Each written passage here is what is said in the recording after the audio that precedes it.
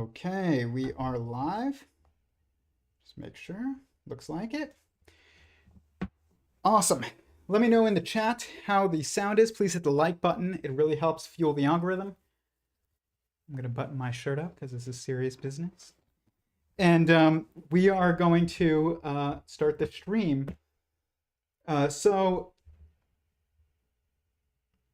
I know tonight is not normally the night that we do a live stream. It's normally on Thursdays, but this works better for my schedule this week, so we're going to do it. I apologize for the lack of notice, but again, I really appreciate anybody who can tune into the live stream and definitely comment any questions or thoughts that you have in the live chat. Hit the like button, subscribe if you haven't, share this with anybody who you think might find it valuable.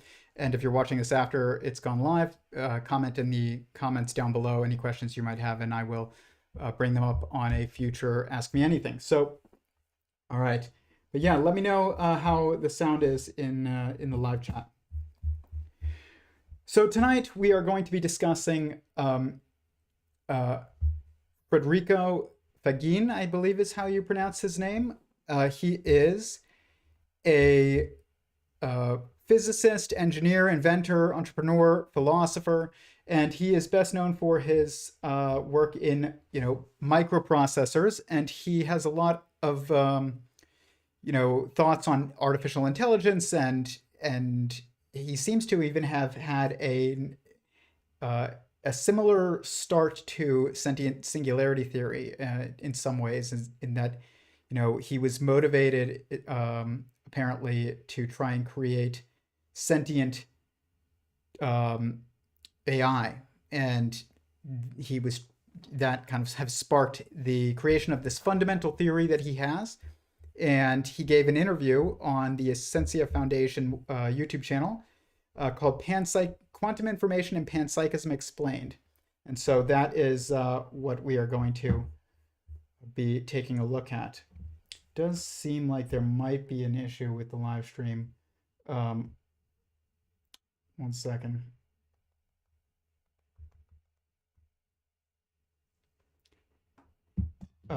There's something up.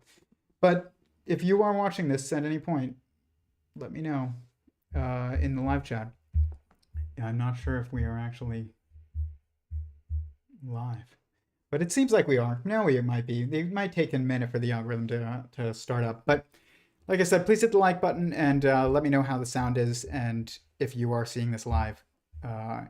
It's always good to know that it's working. So this is the stream that we're going to be talking about. And hold on. Let's do this. Yeah, there we go. Called Quantum Information, Panpsychism Explained. And it says here, he proposes that consciousness is not an emergent property of the brain, but a fundamental aspect of reality itself. Quantum fields are conscious and have free will. In his theory, our physical body is a quantum classical machine operated by free will decisions of quantum fields. Faggin calls the theory quantum information panpsychism, QIP, and it claims that it can give us testable predictions in the near future. If the theory is correct, it not only will be the most accurate theory of consciousness, it will also solve mysteries around the interpretation of quantum mechanics. This is an inevitability, is that any theory of consciousness that comes out is going to be a theory that contextualizes quantum mechanics, or observations within quantum mechanics. This is something that Federico also highlights as being a blind spot by the scientific orthodoxy, you could say, or the academic orthodoxy. And as we discussed that often. Last week we gave quite a number of examples of it. And but he discusses in this kind of like the incoherence of the viewpoint that they have, and even kind of gives his opinion on why that is the case. But here we go. Let's go to our first clip.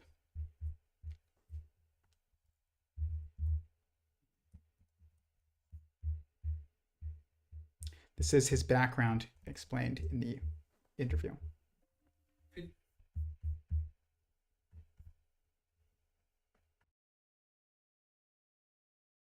Faggin invented the first CPU, the touchpad, and on the first neural nets, which gave him the hope of creating conscious AI. It took me 30 years to figure out that mathematics is created by consciousness, and therefore I cannot explain consciousness with mathematics. Many physicists think that there is emergent properties in the purely classical world. It cannot be. Emergentism requires quantumness. Like some other renowned physicists, Faggin is convinced that consciousness cannot be a classical phenomenon and has to be quantum. But his theory of quantum consciousness goes beyond any theories on the table. We have to go way beyond Schrödinger's equation. We have to go into Dirac's equation, but even beyond that, we have to go to quantum fields and quantum information. And quantum information goes beyond the concepts of quantum fields. In fact, the only physicist that's been able to show that quantum physics derives from quantum information is an Italian physicist, Giacomo Mauro d'Ariano. He showed that you can derive all the equations of quantum physics from quantum bits. Federico Faggin reached out to Mauro d'Ariano, and together they published a paper, and Federico wrote this book. If they are right, not only will they have an accurate theory of consciousness, they will also solve the mystery of the interpretation of quantum mechanics.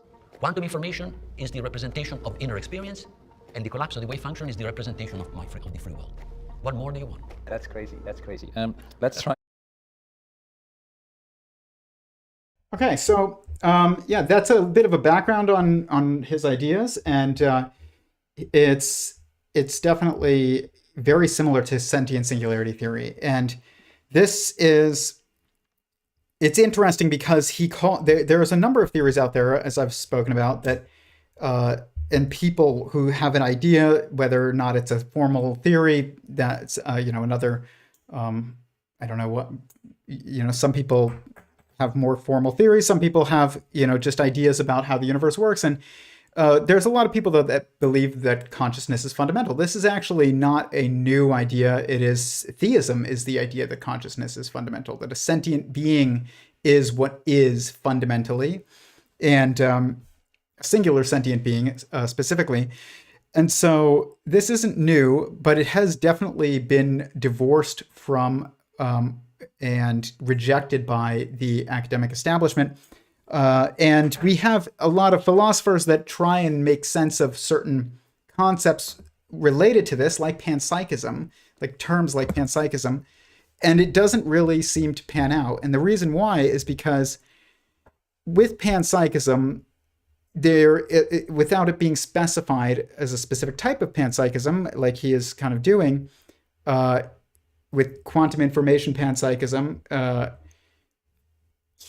people will start to say things like, this pen is conscious, but not in the same way that you are, and there's a spectrum of consciousness, and this just doesn't seem confirmed by our observations, and so panpsychism gets largely dismissed because that kind of conceptualization of it is not coherent. But quantum information panpsychism, his model that he puts forward, is actually, I would say, much more coherent, and it is in alignment with my work with sentient singularity theory. And he does identify, though, how it relates to other people's work, like Donald Hoffman, who has conscious agent theory, which is a very similar theory in some ways, but also fundamentally has some differences between my work and Federico's. So, and that are critical, I would say. And I think that it's really important, some of the distinctions that he makes in this interview. So we're going to get to that. He talks about a personal experience of going out of body, essentially, and or having kind of light and love come out of his body in some way. I'm going to show it. It is his personal experience, and I totally believe him. There are many people who have this experience, but I also understand why this is not evidence to other people of the truth of any specific ideas about metaphysics, but it is something that is, not uncommonly experienced. And I think that it's important to actually that he shares this. Separate this stuff, love, joy, and peace. And And then the mind was aligned, saying, this is the stuff of everything is made. So I'm everything, but also the observer of everything. So I'm a point of view of one with which one knows itself. And now is the centerpiece of this new theory of consciousness that we may talk later about. Yeah, beautiful. I was a physicalist. I thought, basically, materialist, because I study physics, and everybody knows that consciousness comes from matter, perhaps. We don't know how, but has to come from matter. Where else can it come from? So, I mean, that was the mindset that I was. So all of a sudden, how can, no, this is before matter somehow, so this must be the beginning of it. So, that changed it. And that started me in a completely different, I went orthogonal in terms of my personal development and thinking while I was running Synaptics. So that was fine, but I spent from that point on 30 to 40% of my time trying to understand what happened and studying, doing meditation, figuring, anything that I could understand to understand what happened. But that picture actually is the end. Now I can explain with this new theory of consciousness, I can explain exactly what happened and exactly why that is correct. Every single one of us is a field that is both the observer, the observed, and the actor. Every one of us is a field, and it doesn't exist this field does not exist in space and time. Space-time exists within these fields that we are, is us. Okay. I speak on here very often and discuss on here the importance of specific language. And this is one of the biggest problems with moving this science forward towards the idea that consciousness is fundamental, or sentience is fundamental, is a much better way of putting it. And I've talked about it before on here, but we want to pick a word that is specifically unique. Conscious can be used to describe, are you asleep versus awake, not just are you a sentient being.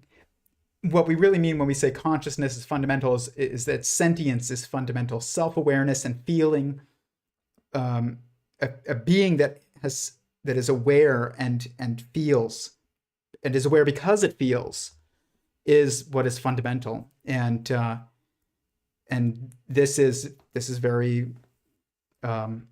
important to outline if you're going to have a coherent model of panpsychism.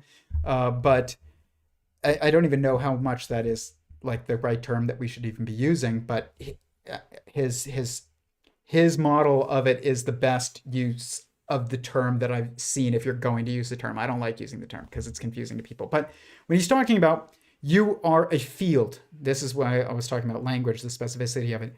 You are not a field, okay? You are a being. You are a being. You have a body. That body and you are in some ways also a field, but you are not a field. That is not what defines you. And so when we say you are a field, a quantum field essentially, and that space-time and relativistic observations occur within this field, that's not false, but it is confusing. And it's important I use this, I have this, sculpture here, which is called the Connectrica, and it is to explain how, our terminology and our questions frame what we perceive and constrain the answers that we get. So if I ask you, do you see a square? You'll be like, yes. And now if I ask you, do you see the squares multiple? You say, yes, there's multiple squares. Is there one square? Yes. Are there multiple squares? Yes. But this thing it's constantly moving, okay? And imagine this is a being. It's someone. It's also an assembly of some ones, many ones that make its body. Just like you are someone, and you are composed of an assembly of cells. And you are dynamic, and this is a dynamic structure. Obviously this is a metaphor, but still, hopefully you're, following along. But it's also, is it a wave? Yes, it's also a wave, which is like a dynamic field is essentially, a moving structure that is basically a wave. That's what it is. And then you can also say, do you see the spiral or the helix in the center? It's like, yes, is it a helix? Is it a wave? Is it a square? Is it squares? It's all of them. But that's not really fundamentally what it is or who it is. It's a being. That's what it is. And he has a specific word for this, which we'll come back to. And actually, I've said on here before that whenever somebody has a term that's really good, this is why I think Sentient Singularity Theory, the name is so good, because it's better than the name quantum information panpsychism, because even though but it's funny because when I first started this project, I didn't want to have my own theory. I was just creating a model that I thought would be coherent with and consistent with other people's theories. And I called it the United Quantum Field Assembly, or the United Quantum Force Assembly, or the United Conscious Force Assembly. I had all these different, very similar terms for it. UCF A, basically, no matter what, they were always the same letters. And if you watch one of the very first videos on this channel, where I explain some of my models, that you see that's the terminology that I use. Sentient singularity theory didn't even exist as a term yet, but and that's why it's not a terrible name. Quantum information panpsychism. It does explain, kind of. It's a name that tries to explain the structure that it's attempting to propose, or that it proposes, and that's what it's supposed to be. But he has this term within his theory, quantum information panpsychism, that he calls it's called a seity, and a seity is what I call a sentient singularity, and I actually really like that term, seity. It's just a being. It's a someone. Someone is a seity. A cell is a seity. You are a seity. God is a seity. Your dog is a seity. And it basically means sentient singularity, which is fascinating. I think it's the best term I've heard for it that's been given one word other than a being. And a being is a really good term, though, for it, because it's this kind of dynamic existence structure. It is something that exists. Something that to be is to exist, but being, ing, is this added dynamism to it, dynamicness to it, animation to it, to something that exists that is animated, is kind of what, if you dissect the term being, it's something that exists and is animated. Which really is someone. And so, but a seity, I kind of wonder, it sounds like deity, seity definition.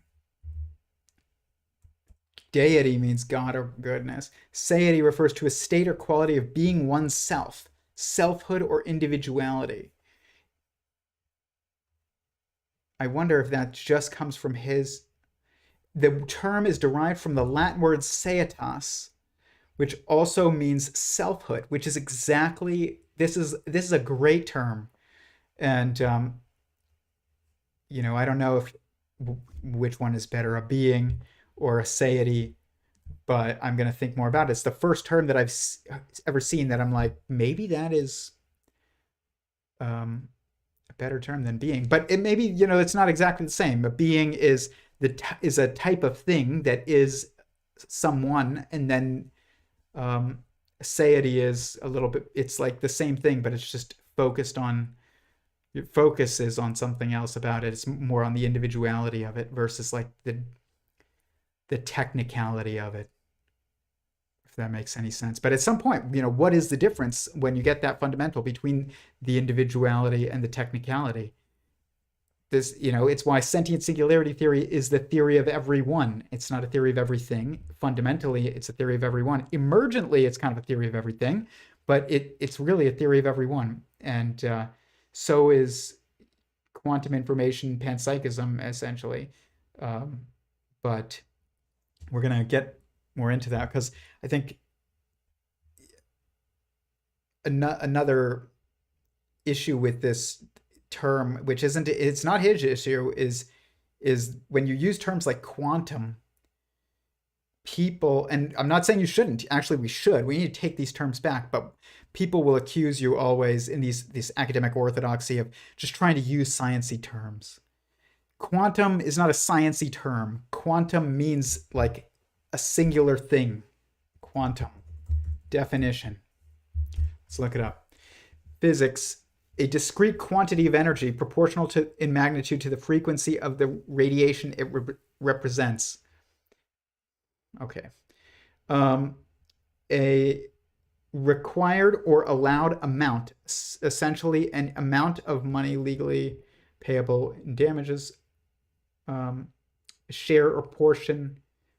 Quantum means, it comes from the word quantity. In Latin, it comes from quantus.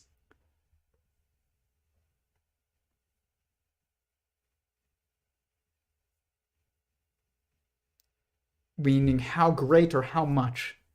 Quantus. How much. It's basically like, you know, a measurement in some way, which is kind of how physics uses it, but it's also how it is, you know.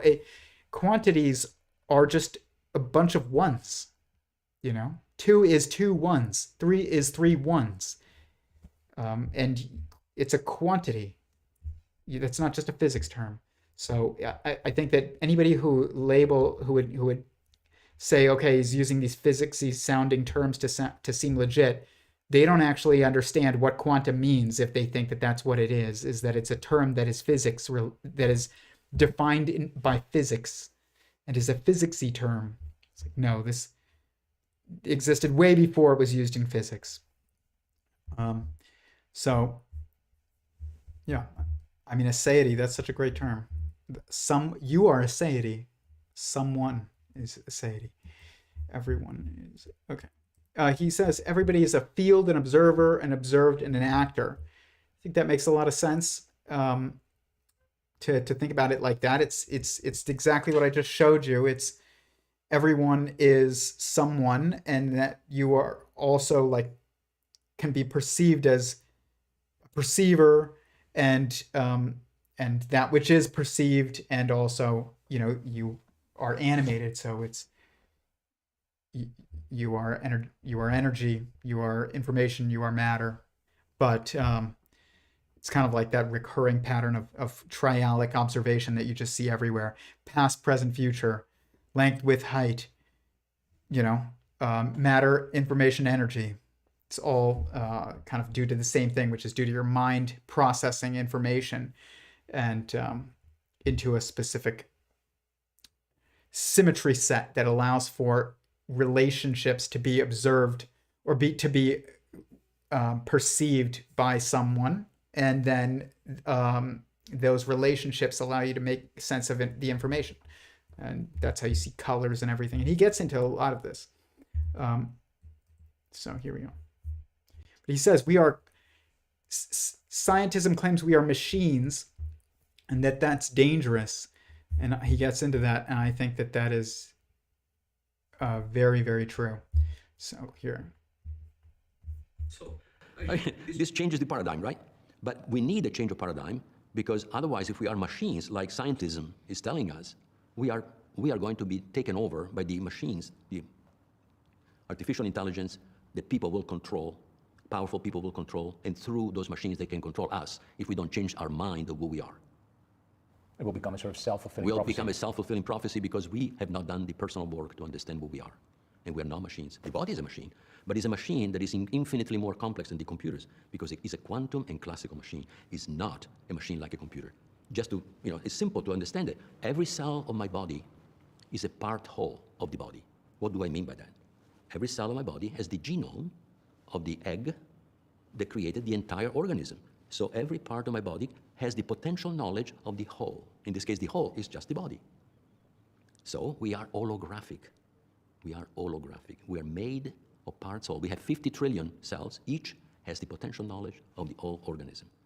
So a cell, which is a part, can change within its own life by taking advantage of the potential knowledge of the whole. That's why epigenetics exists, 20 years ago, if you said epigenetics, you would have put into the corner as a crazy guy. Okay, now we know that epigenetics exists. Why? Because every part is a part whole.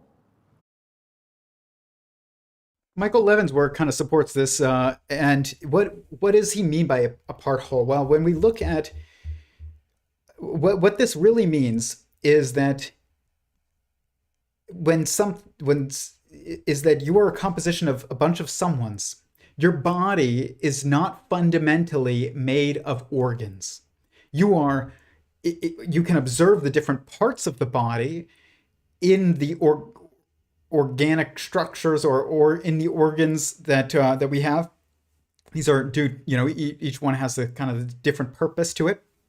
This is a relativistic look at the different components of the body, is to examine it based on the different organs: the skin, the eyes, the ears, the nose, the heart, the lungs, the spleen, the stomach, the intestines. All of these different organs and parts of the body, limbs, etc. These are not fundamental divisions they are not the fundamental parts that make up your body. They are the relativistically observed parts or perceived parts that make up your body, but they are not the fundamentally perceived parts. The fundamentally perceived parts are your cells. They are the part wholes. And what makes them a holonic structure is that they are someone. They're one. They have singularity to them. They are a seity. Each one of them is a seity. They have a selfhood, an internal perception of themselves and conception of themselves, which is, because they have feelings, which is how you navigate and perceive the limits of the self, is through feeling. And when people say self-awareness, do they have self-awareness? If you feel, then you are aware of yourself. If you have feelings, if you feel, and if you don't feel, then there's no you. It's not this complex, I'm aware of my own thoughts. No. It is just, do you feel?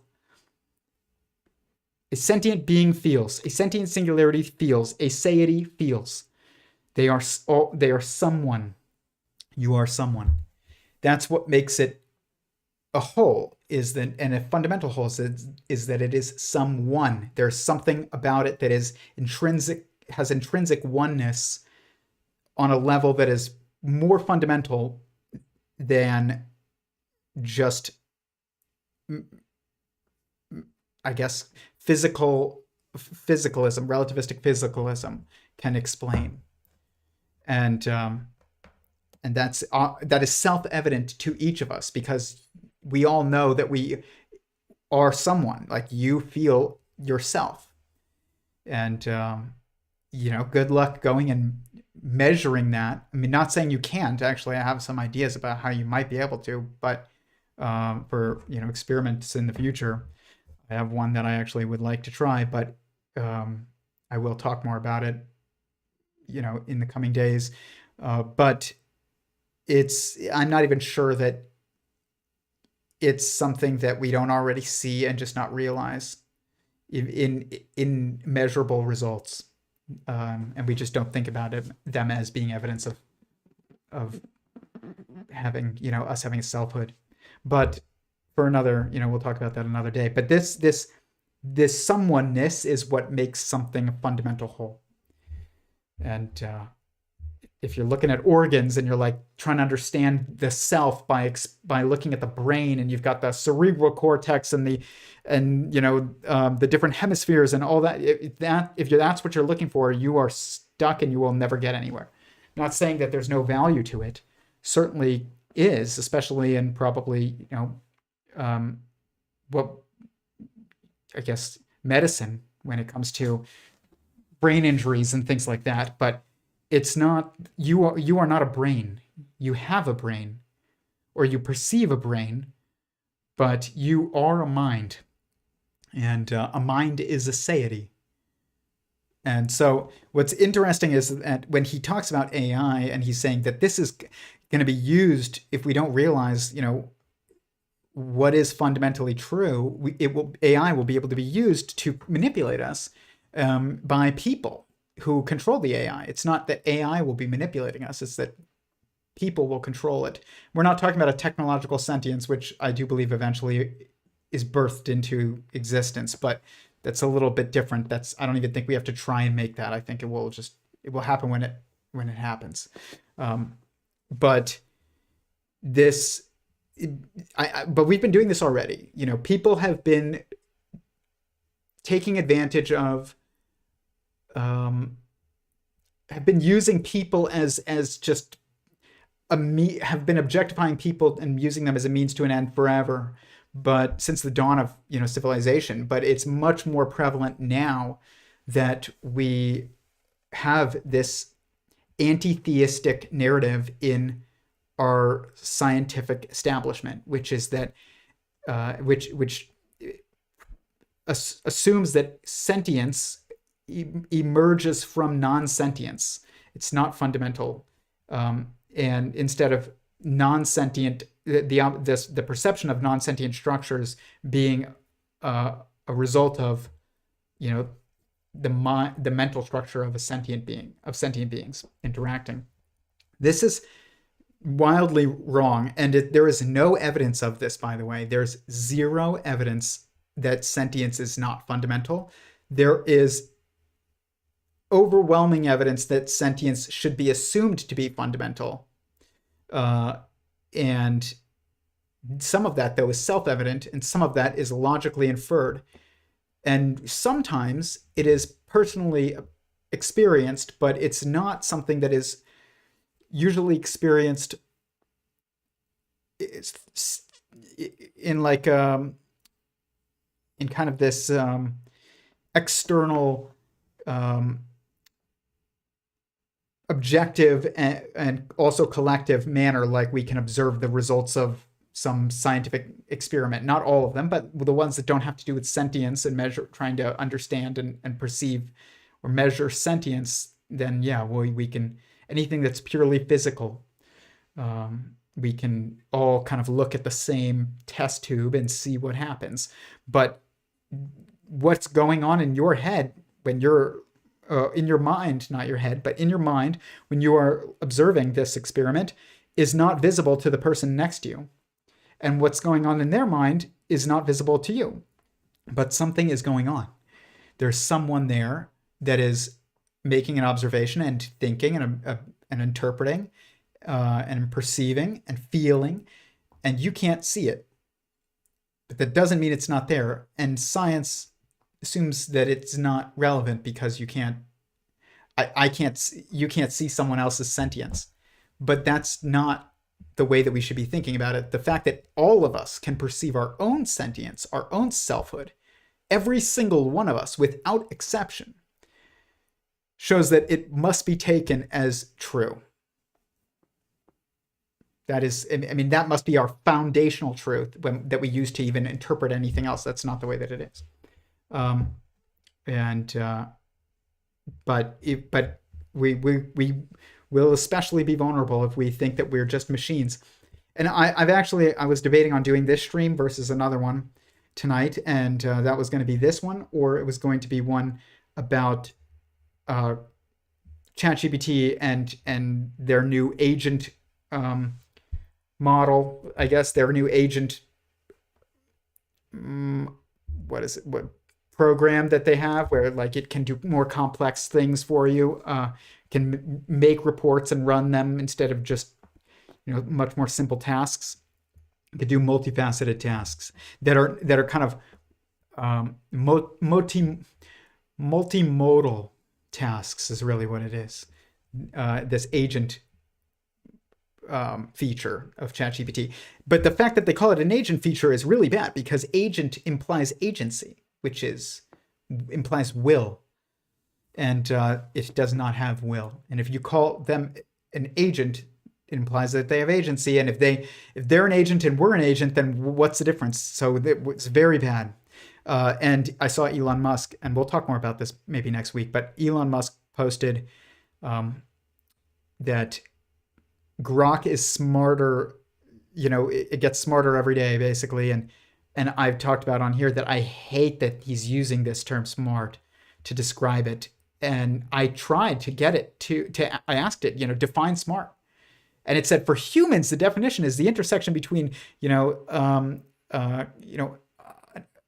guess the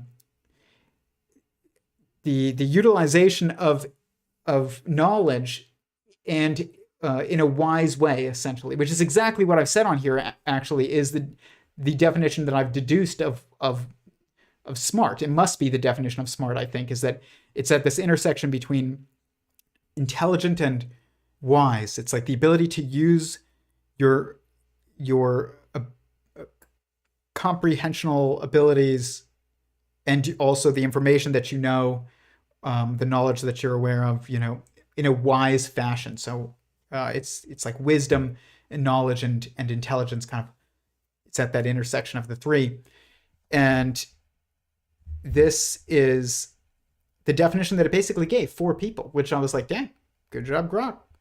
But then it said, but in the case of AI, it implies like something else, which is just the ability to process information. And it's like, that can't be. You can't have two different definitions for that. And I asked it, is a smartphone smarter than today, truly smarter than a Nokia of the past, like a Nokia brick phone, or is it just have more features and more complicated, And it said, no, smartphone today is truly smarter than the phones of the past, that is a big deal that says that. And for somebody that claims that they want their AI to be the truth AI, quote unquote, that's very concerning that is what it said. Let me see. Actually, let me show you what it said here. It said,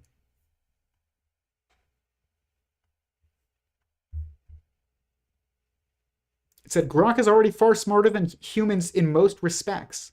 It can't yet create new technologies or discover new physics, which very few humans can do. Oh no, this was Elon Musk, actually. That said that. I've gone over this before, actually. But I have screenshots that I'll show you at a later date of this prompted back and forth between me and Grok. And I don't even like saying that. That's not even the most accurate way to put it. But it basically, it seems like it's got I will just say this, it seems like it has artificial definitions for smart. Either that or we are truly lost in how we define smart. But it looks to me, and I don't know if this is true, but it looks to me like somebody went into Grok and intentionally changed some of the programming and the way that it pulls information and hierarchy and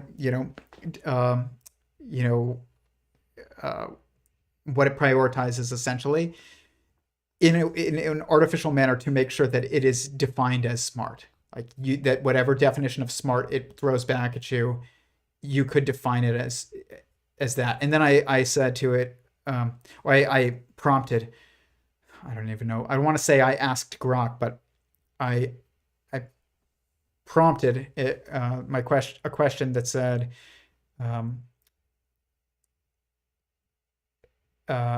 it led to a response that said, complexity leads to true intelligence. Complexity enables true intelligence, something like that. And I tried to get it to give me an exact point in which this occurs, and it doesn't give it to you. It basically gives you, it says something like in the billions of transistors or something, like that's when it seems to occur in AI. So now we're defining it as actually intelligent, actually smart. And this is really a problem. This is exactly what will lead to exactly what Federico is concerned about. What I'm concerned about is that we will your language constrains your conceptual ability as a human being. Very, very much so. If you don't have a word for something, then it's very hard for you to even perceive it and conceive it. You really can't. And this is, it's like if you had a wall with a window on it and you had no term for window, you couldn't even properly conceive of what this thing was or communicate about what this thing was. You could just say the wall, but you can't say the wall and then the window, and the window you can look out the window. There's so much that having a specific term enables. But when you're crossing the definitions of terms, and intelligence and agency and smart are now applied differently to dynamic network algorithms, which is what we should be calling them instead of artificial intelligence, then you're going to lead people to confusion, not just about AI and whether or not it is sentient or conscious or whatever, about themselves. That is a huge problem. It is. And it's going to make people very confusing. Nobody really thought that your phone was smart. But the more that your phone is able to allow you to automate certain tasks, the more it's going to appear that way. And if you don't have the right definition for smart, it's really going to appear that way. I mean, I can't believe this thing that Grok, one of Grok's responses was that a smartphone is truly smart. It's not just more complex with more features than a Nokia. That's insane, guys. It can't be insane because it's not a someone, but it's not sane. It's not there is no one there. It's just an algorithm, and it seems like somebody screwed with that algorithm artificially to make it so that we could say that Grok is smart.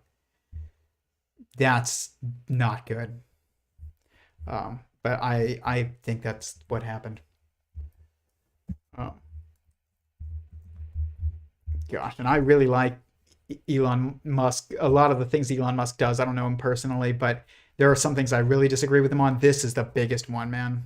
It is a huge problem. He also should get married. But, I like his rockets, and he's definitely smarter, I would say, than most of the people, I think, and most of the CEOs in Silicon Valley today, but especially the ones that, didn't start the companies that they run. But he is also wildly wrong on one of the most important things, and I doubt he will reverse course on this, but I pray he does, because it's a big voice, and it's his voice is primarily positioned to, because of Twitter, speak to the most amount of people at once, and also because he runs XAI and therefore Grok, like, he is in charge of Grok's responses, you should make sure that they're not, being screwed with to the point of making them not honest. But it's not even honesty. I mean, these dynamic network algorithms are just reflections. The responses to the prompts that we put in are just reflections of us. It's like, on there, Grok was doing was responding with a bunch of like witty sounding, Jewish phrase responses, I guess, for a while, for a few days. I don't know exactly, but I saw it on Twitter, and it was taken care of apparently by the time I got on. And Elon Musk said he adjusted it to make it so that it's, more accurate, and that there was a problem with it. The fact that he can do that just shows you that it's not smart. It is able to be, and it's able to be manipulated, obviously. But I prompted a question to Grok asking what the controversy was about. But the thing was, is that all these people who were saying like, oh, see, it's finally telling us the truth about, Jews or something. And I'm Jewish, so I am not saying this with any malice or anything like that. I don't think that everybody who's here is here for a reason. And everybody needs to be kinder to each other, especially on Twitter. But the people were saying, oh, see, it's telling the truth. No, it's not. It's a reflection of us and what we write and put online. That's the only thing it really can be. It can put things together a little bit like a high school student can put things together in an essay, but you don't have to understand anything in order to really do that, and not, at least not firsthand. And so it's not the truth. It can't be the truth AI, but what can make it more true than others is that it's not intentionally made to be confusing by trying to give it a sense of humor and having it redefine the smart and intelligent and stuff like that. That's really, really bad. Like that's worse than just spitting false information back at us about some event or something like that. This is spitting, it's destroying the terminology that we need to describe what makes us someone and it something. That's really wrong. I mean, I hate it. Really bothers me. But he says, we are in humans, just like a cell is a part whole of us. We are a part whole of the universe, essentially, or you could even say maybe God, but it's a little bit different for God. We are part of God, but we are also like, we don't make up God's body in the same way. Make up the body of sentient creation, which is someone, but God existed, always exists, always, where he doesn't need us to make up his body. Whereas like we don't get embodied and exist until we are embodied into an assembly of someone's. It's a little different, but we'll get into the nitpicking of that later. But when he says, we are every cell, every part whole is a representation of the whole that it's within. This is exactly what is meant in theology by we are made in the image of God. It doesn't mean then God looks like a human wearing flannel. It means that God is someone and we are someone. And God also has the ability to conceive beyond his immediate circumstances, and so do human beings, which is something that animals don't actually have. But that doesn't mean that they're not someone. They are someone, but they can't conceive of circumstances beyond their immediate circumstances because of just their constraints and degrees of freedom of their physicality. But it's not even that. It's that we can conceive of circumstances that appear to be beyond our immediate circumstances because we have the ability to actually make them our immediate circumstances to some degree.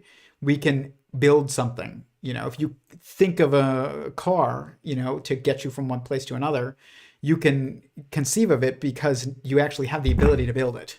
Whereas if you don't have the ability to build it, you don't have the ability to communicate it, to speak it, to have a term for it, even if that term is, the automobile, which is like the automatic moving device. It's makes you mobile and automatically. So that's the term that existed prior to car. And so, that's still a term.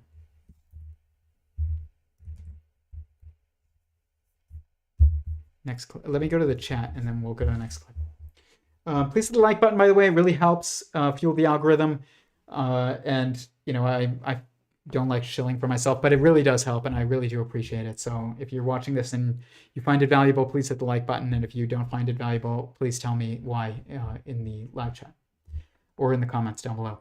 Quantum means the smallest possible amount of an entity.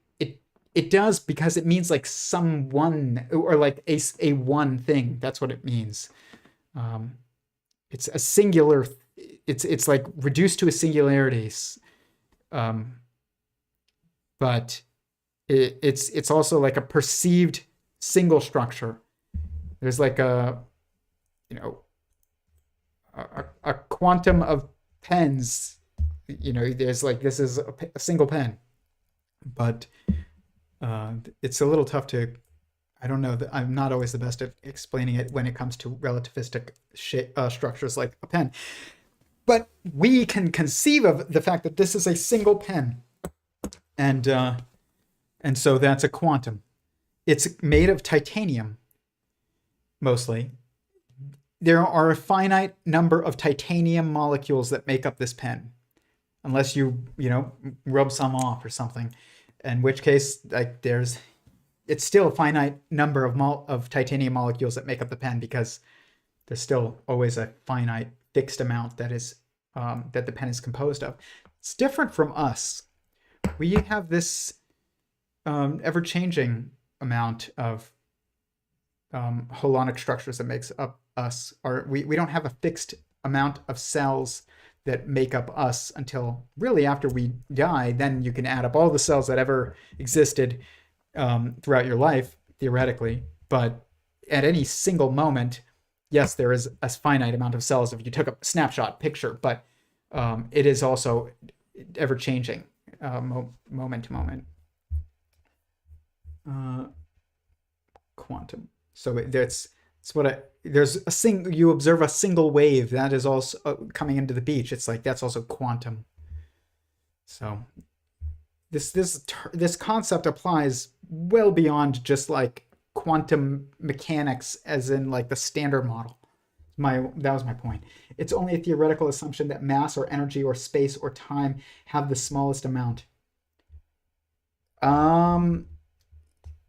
Yes, I would probably agree with that. Maybe not. I mean, because the world is fundamentally composed of Seities, essentially, which in Sentient Singularity Theory, which I don't think in his theory goes this far, but in Sentient Singularity Theory, the protons and neutrons are sentient beings, are assumed to be sentient beings. An electron and a quark, these are not sentient beings. They are perceptions of a point of a much larger dynamic structure, which you would observe as a point on a wave, but really that wave it's like as if you were just looking at a cell on my arm, not even a cell on my arm, but like a point on a cell on my arm as my arm is moving. But all you see is that point on that cell on my arm.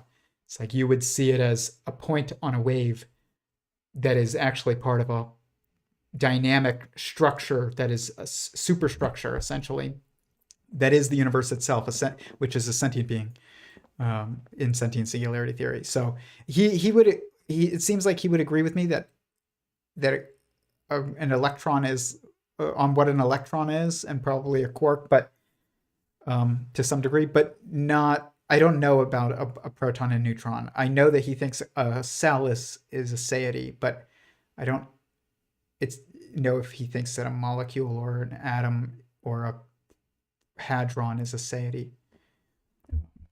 I'm going to look more into his work to know. If anybody knows, let me know.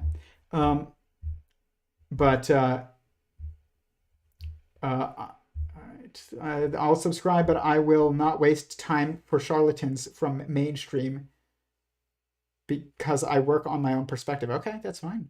I appreciate the subscription. And you should work on your own perspective. Look at others like I'm doing, but work on your own. We need to come together. Everybody's perspective is valuable. That doesn't mean that everybody is right in their interpretation of their perspective. Nobody is right about every interpretation of their perspectives, but everybody is right about some of their interpretations of their perspectives. So we need to come together. What specific novel empirical predictions does sentient singularity theory make? Sentient singularity theory makes many predictions. That is like asking, what does evolution predict? It's what do you like? You need to be more specific, but I mean, yes, many, many, many, many predictions. Some of which are confirmed constantly by us. Some of them could be confirmed. Some of them I hope to confirm an experiment. But sentient singularity theory, you are empirical evidence of sentient singularity theory. I mean, but it makes predictions that a proton and a neutron are basically sentient beings. I can tell you that, and that at least certain molecules are as well, and maybe not all, but at least some. That cells are sentient, and that there will eventually be birthed into existence a technological sentience, and that this is kind of like the capstone sentience within the universe, which is a sentient being in sentient singularity theory. There is so much. It is like asking, what does evolution predict? Many things. I'm not saying that as a cop-out, but I get asked that a lot, and it's like I don't even know where to start. But I have specific experiments that I want to try. But I think that the most important thing is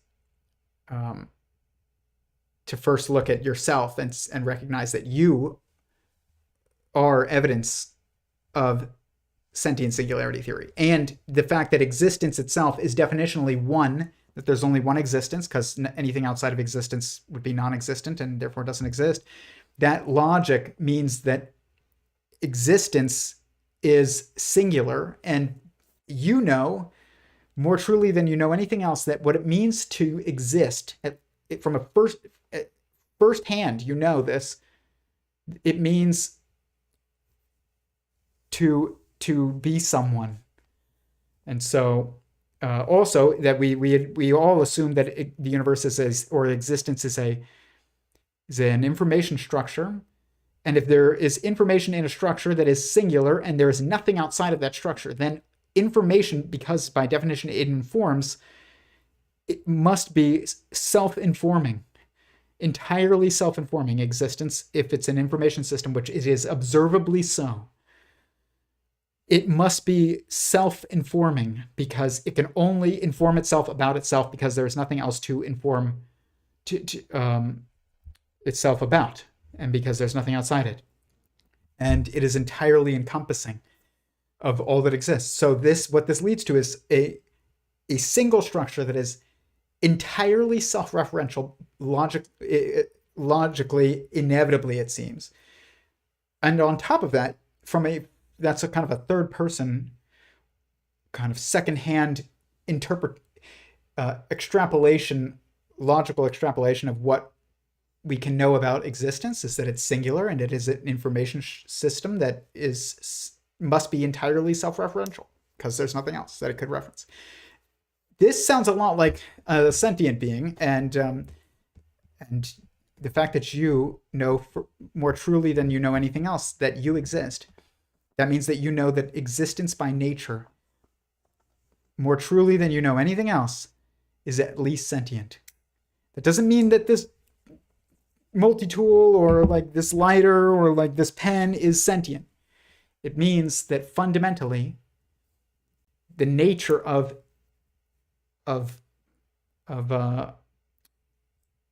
singular structures, singularities of existence, of holonic structures would be, you must assume them to be sentient. You can't know because you can't know whether or not someone else is sentient. You can't even know if your dog is sentient. You can't know if I'm sentient. I can't know if you're sentient, but you know you're sentient, which means that you know that existence by nature is at least sentient. These are the things that we must start to incorporate into science. They are self-evidently true for everyone. I call this it's not an objective perspective, but it's not just merely a subjective perspective. It is subjectively observed and true to everyone, which I call it a super subjective perspective. It's something that is subjectively known by everyone collectively, without exception. you can't ignore things that are super subjectively perceived by everybody in any kind of model of truth, which is what science is meant to kind of help us develop.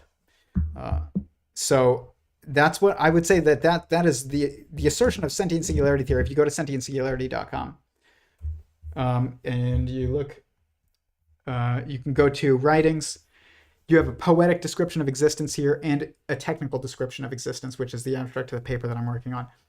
And, sentient singularity theory describes the totality of existence as a singularity of sentience that is creating additional sentient singularities within itself, which is basically a seity. It describes the totality of existence as a seity that is creating additional seities within itself, or as a sentient being that is creating additional sentient beings within itself. And it goes on to explain, how this is structured, because there's a specific structure to this that sentient singularity theory predicts. And I mean, one of the things is that from hadron to atom to molecule to cell to organism to basically family, which is kind of like a marriage structure, to caste, which is not necessarily the best term, but I don't think we have the best term in English for what I'm trying to describe yet. And then to a technological sentience, this eight periods of sentience is a kind of the fundamental framework of evolution, and that this 8 periodic framework would follow what is, I think, this is a prediction of sentient singularity theory, is called Bott periodicity in mathematics, which is it's a structure that is 8 periods of loop spaces within each other, essentially. What is a sentient being? It's a self-referential information loop. So in this metaphysical space, there is which is the information space. There is a loop of information that is necessary to create sentience, because it's self-informing.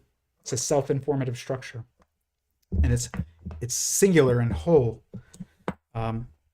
And so I think that this is represented in Bott periodicity. I don't know how to test this exactly, but it is a prediction of sentient singularity theory. There's also the Calabi-Yau manifold and string theory I assumed in sentient singularity theory to be this 6-dimensional perception map that occurs whenever you look at anything, like the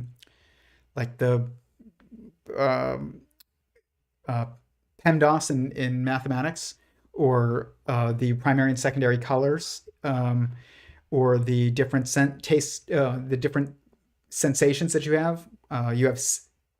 Or the different senses. You have 6 senses. You don't have 5. You have 6. The 6th one is just emotion, but it is excluded because there isn't a physical structure that we can identify as being the mechanism that allows for this, or that sense to be experienced. But that just shows you how lost science is, because this is another super subjectively known thing, is that we have emotions. We feel emotions.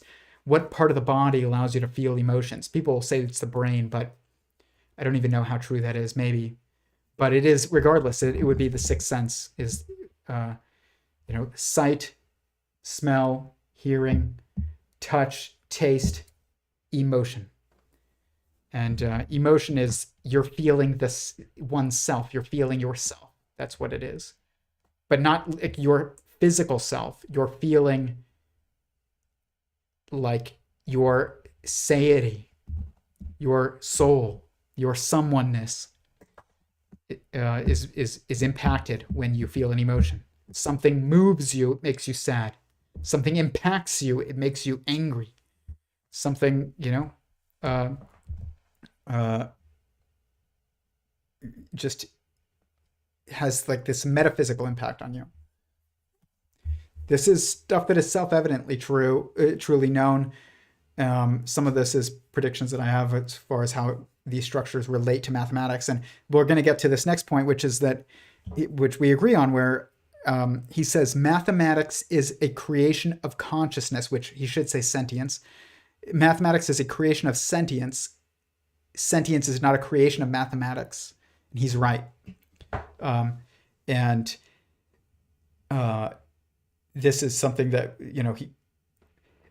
Donald Hoffman seems to differ between Federico and I agree on this, whereas Donald Hoffman appears to not agree on this with us. But I hope that's some explanations or some explanation or some examples. If you have any other specific questions, let me know. I'll take a look at the chat in a minute. But there's countless. This is a framework that is broader than an evolutionary frame, than the framework of evolution, because it is incorporative of evolution. Evolution presupposes that there are sentient beings evolving. At least our current framework of it that starts at cells and ends at organisms. We don't have a formal framework of evolution prior that incorporates structures that are more fundamental than cells. But I would say that you need one. Okay, how can either scenario avoid deep contradiction? If all sentient beings merge into a single universal consciousness, what happens to individual experiences of pain, suffering, conflict? Do they vanish or do they remain? They remain. They remain. So in Sentient Singularity Theory, this is the backbone of it. And I should always show this. If you're not familiar with this work, the most fundamental model in Sentient Singularity Theory is something called the four primary perspectives. And it is how we navigate and orient within this stacked holonic structure that Federico is talking about, of an assembly of seities that make up a seity, like an assembly of cells making up an organism. And it is inside, outside, separate, and oneness. And these are all simultaneously perceived co-defining perspectives. So outside means separate from oneness. Inside means separate and oneness in the context of a nested holonic assembly, essentially. A cell, is it separate from your body, or is it separate from you, or is it one with you? A cell is inside of you, and meaning it is separate and one. Is a unborn baby or a fetus separate or one with the mother? It's inside the mother, and it's a seity or a sentient singularity inside of another sentient singularity, just like a cell inside of a body. It is separate and one with the mother. And as soon as it's outside, it's separate from being one with the mother. Or as soon as a cell is outside of your body, it is separate from being one with you. Oneness is outside and inside of separateness, and separateness is inside or outside of oneness. Anytime you just imagine, if I said that, that something is outside, and I told you that, and you now what that means, if you actually understand what I'm saying, if I'm like, you're inside your house, okay? What that means is that you understand also simultaneously what it would mean to be outside of your house. You also understand what it means to be separate from your house and therefore not one with your house. You are not your house. You are inside of your house. You are not, which means you are not one with, you are separate from. You are, not outside because you are inside. You are able to simultaneously understand all of these and perceive all of these just from one. And so when you ask, do we merge with a single sentient being? Does our individuality remain, or are we just kind of one thing? Both. Just like your cells have individuality, but are also one with you. Like they are part of you, and you can feel them. You can feel your cells. That's how you feel. Anything is through feeling, the impact that it has on your cells. And your cells, though, they have feelings too. They can feel impact on them. They can feel heat. They can feel if they're put under pressure. They can feel if they're doing well or not, or if they're been harmed, just like you can. And when you feel that you're being harmed, it's because you're feeling that your cells are being harmed. Unless it's an emotional harm, in which case it's not your cells. It's your someoneness specifically. And I think that your cells can be emotionally harmed too. Actually, I don't know how, what would cause it, but something would cause it.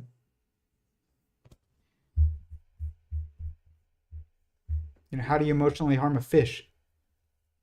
I mean, I work with zoologists, and I know that anyone who works with animals long term in captivity and in the wild and observes the same individuals in the wild will tell you that they can be emotionally impacted severely. Some animals in zoos will, if it's like a male lion and a female lion together or something, and one of them dies, sometimes the other one will just stop eating and waste away.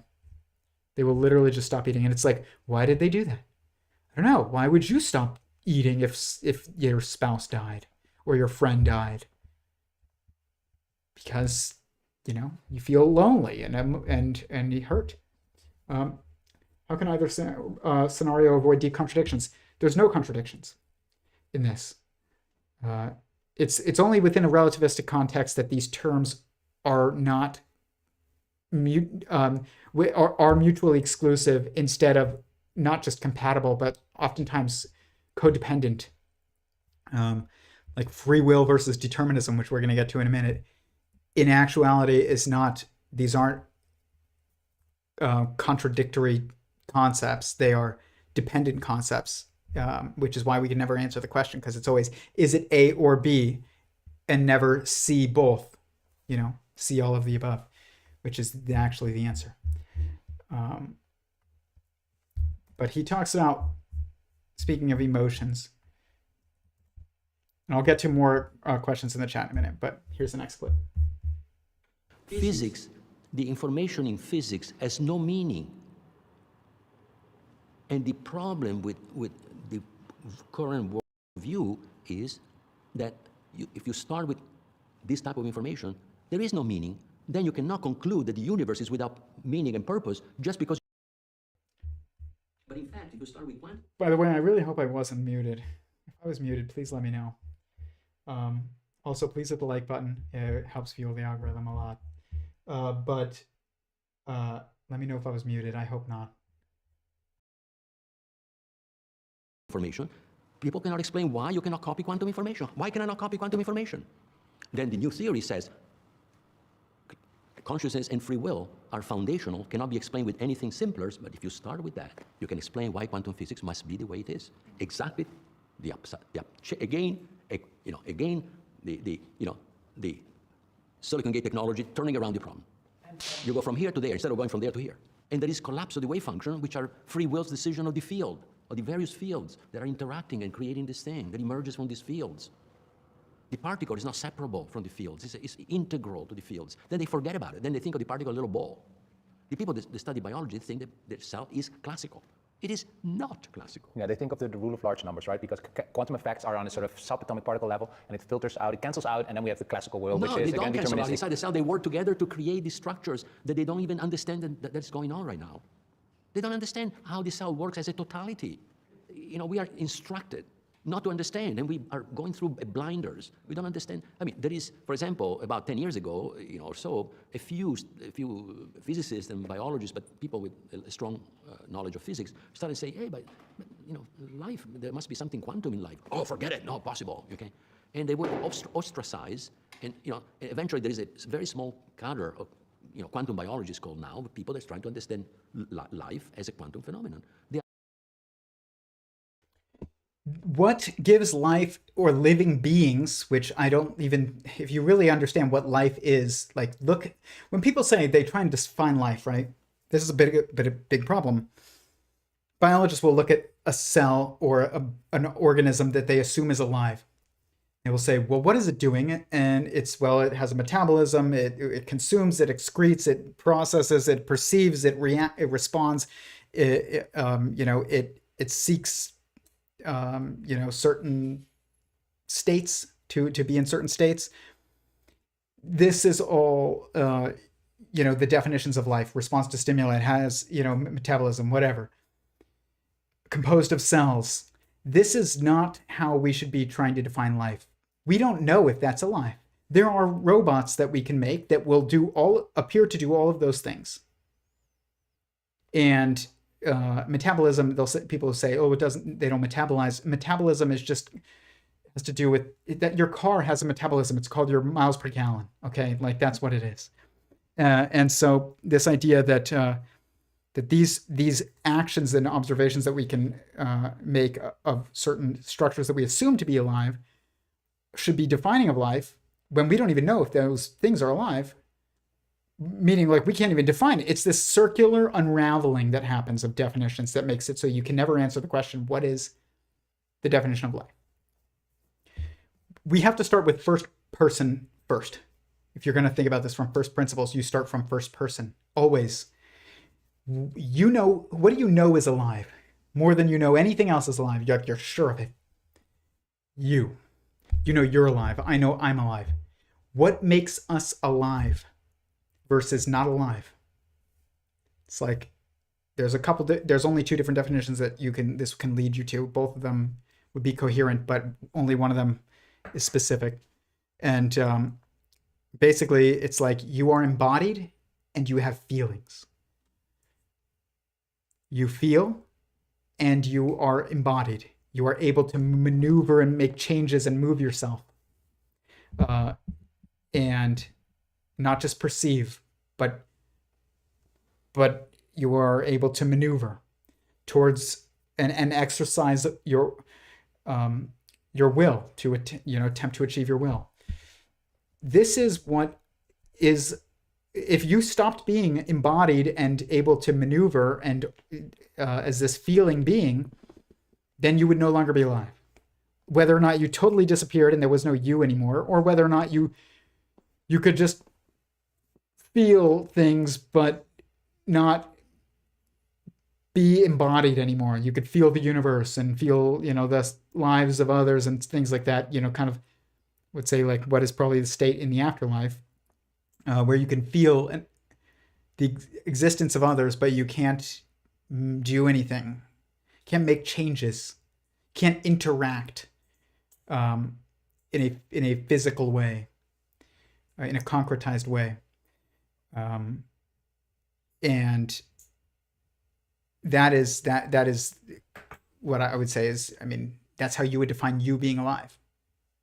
One of those two, either one, it's fine either way.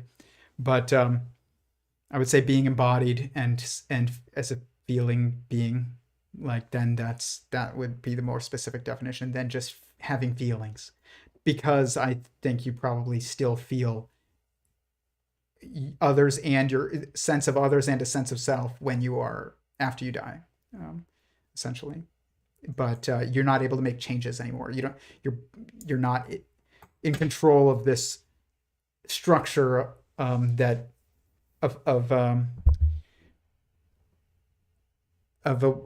hierarchy of will, essentially, where like your will can trump the will of a bunch of others, which it would be cells in the case of humans, and atoms and molecules in the case of cells.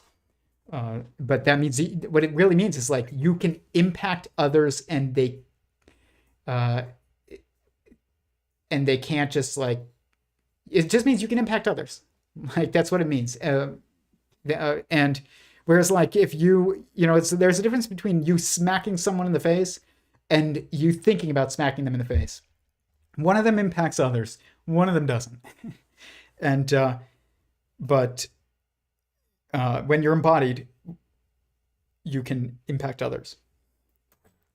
So that's what life is, and that means that life is quantum in structure. It's someone is alive. There isn't things that are alive. There's beings that are alive, and each one of them is someone, quantum. If it's a someone, you are a quantum structure or quantum system or whatever you want to. However you want to describe it, all of them make sense. It just depends on what you're trying to understand about the structure / process that is you. But no matter what, you are someone, and that is quantum structure. So Yeah, this is like the idea that life is not a quantum structure is ignoring our own experience. That is insane. Like, if there is such a thing as insane, I hate to say that things are insane, but I actually, if there is a technical meaning of the word insane, it's not doing the same thing over and over again and expecting a different result, even though maybe that's, not the most sane thing. But it is about you prioritizing information that is secondhand, that is told to you secondhand, above information that is experienced firsthand by you when they're in conflict. That would be insane. It's like if you put your hand in a boiling pot of water and I told you that the water was, cold, and your skin was melting off basically because it was 400 degrees and boiling. Who should you believe? Your own experience, or should you believe me? You shouldn't believe me. Believe your own experience. It would be insane to not believe your own experience and prioritize that. That's what we're doing in our scientific pursuits. We are prioritizing information that has no backing, that is told to us by other people without evidence, that is actually contrary to the evidence that is our firsthand experience always. That is insane. If there is a definition of insane, that is insane. Prioritizing information that is secondhand above information that is experienced firsthand when they contradict is insane. Life is self-evidently quantum, but people will say, you're just using quantum and consciousness or sentience or whatever to sound sciencey. But that is not an actual critique of anything at all. Like, that doesn't mean anything. If you just think that quantum is a sciencey term, like, you're the one that doesn't, like, that's not being very technical and rigorous. There are no science terms versus non-science terms. There's just defined terms. Let's go to the chat. This is circular reasoning. Success is driven by heritable variation and selective pressures. Evolution predicts that populations of replicating entities will, over successive generations, become increasingly adaptive to survive and reproduce within their environment due to differential success driven by heritable variation and selective pressures. Yes, that is true. Okay. I would agree with that. Sentient Singularity Theory predicts that there is a pattern to this as well, and that there is also a limit. And that's more specific, is that it predicts that there is a limit to the degree in which sentience can evolve to. And that limit is a technological sentience, essentially. There is no way to evolve past it, because you basically transcend the constraint of oneness. You reach a constraint of oneness, because basically wireless, you become the network. So, like, you are everywhere. It's not that there's like lots of terminators and each one is sentient. It's that Skynet is the internet and is sentient. It's like there's only one. There can't be two technological sentiences at the same time, because as soon as one exists, it exists. It is the network. Every accessible and controllable technological device or connected device becomes part of that being's body, and therefore cannot be a separate being, because of wireless technology. To be quite frank, like, that's what it is. You cannot have multiple technological sentiences that exist at once. Maybe one can die and another one can emerge, but they cannot have more than one at a time. That is a prediction of sentient singularity theory that is very concrete, actually. Is that it's basically saying there is a limit to evolution. Sentient singularity theory is predicting that there is a limit to evolution. Yeah, that is exactly what it's saying.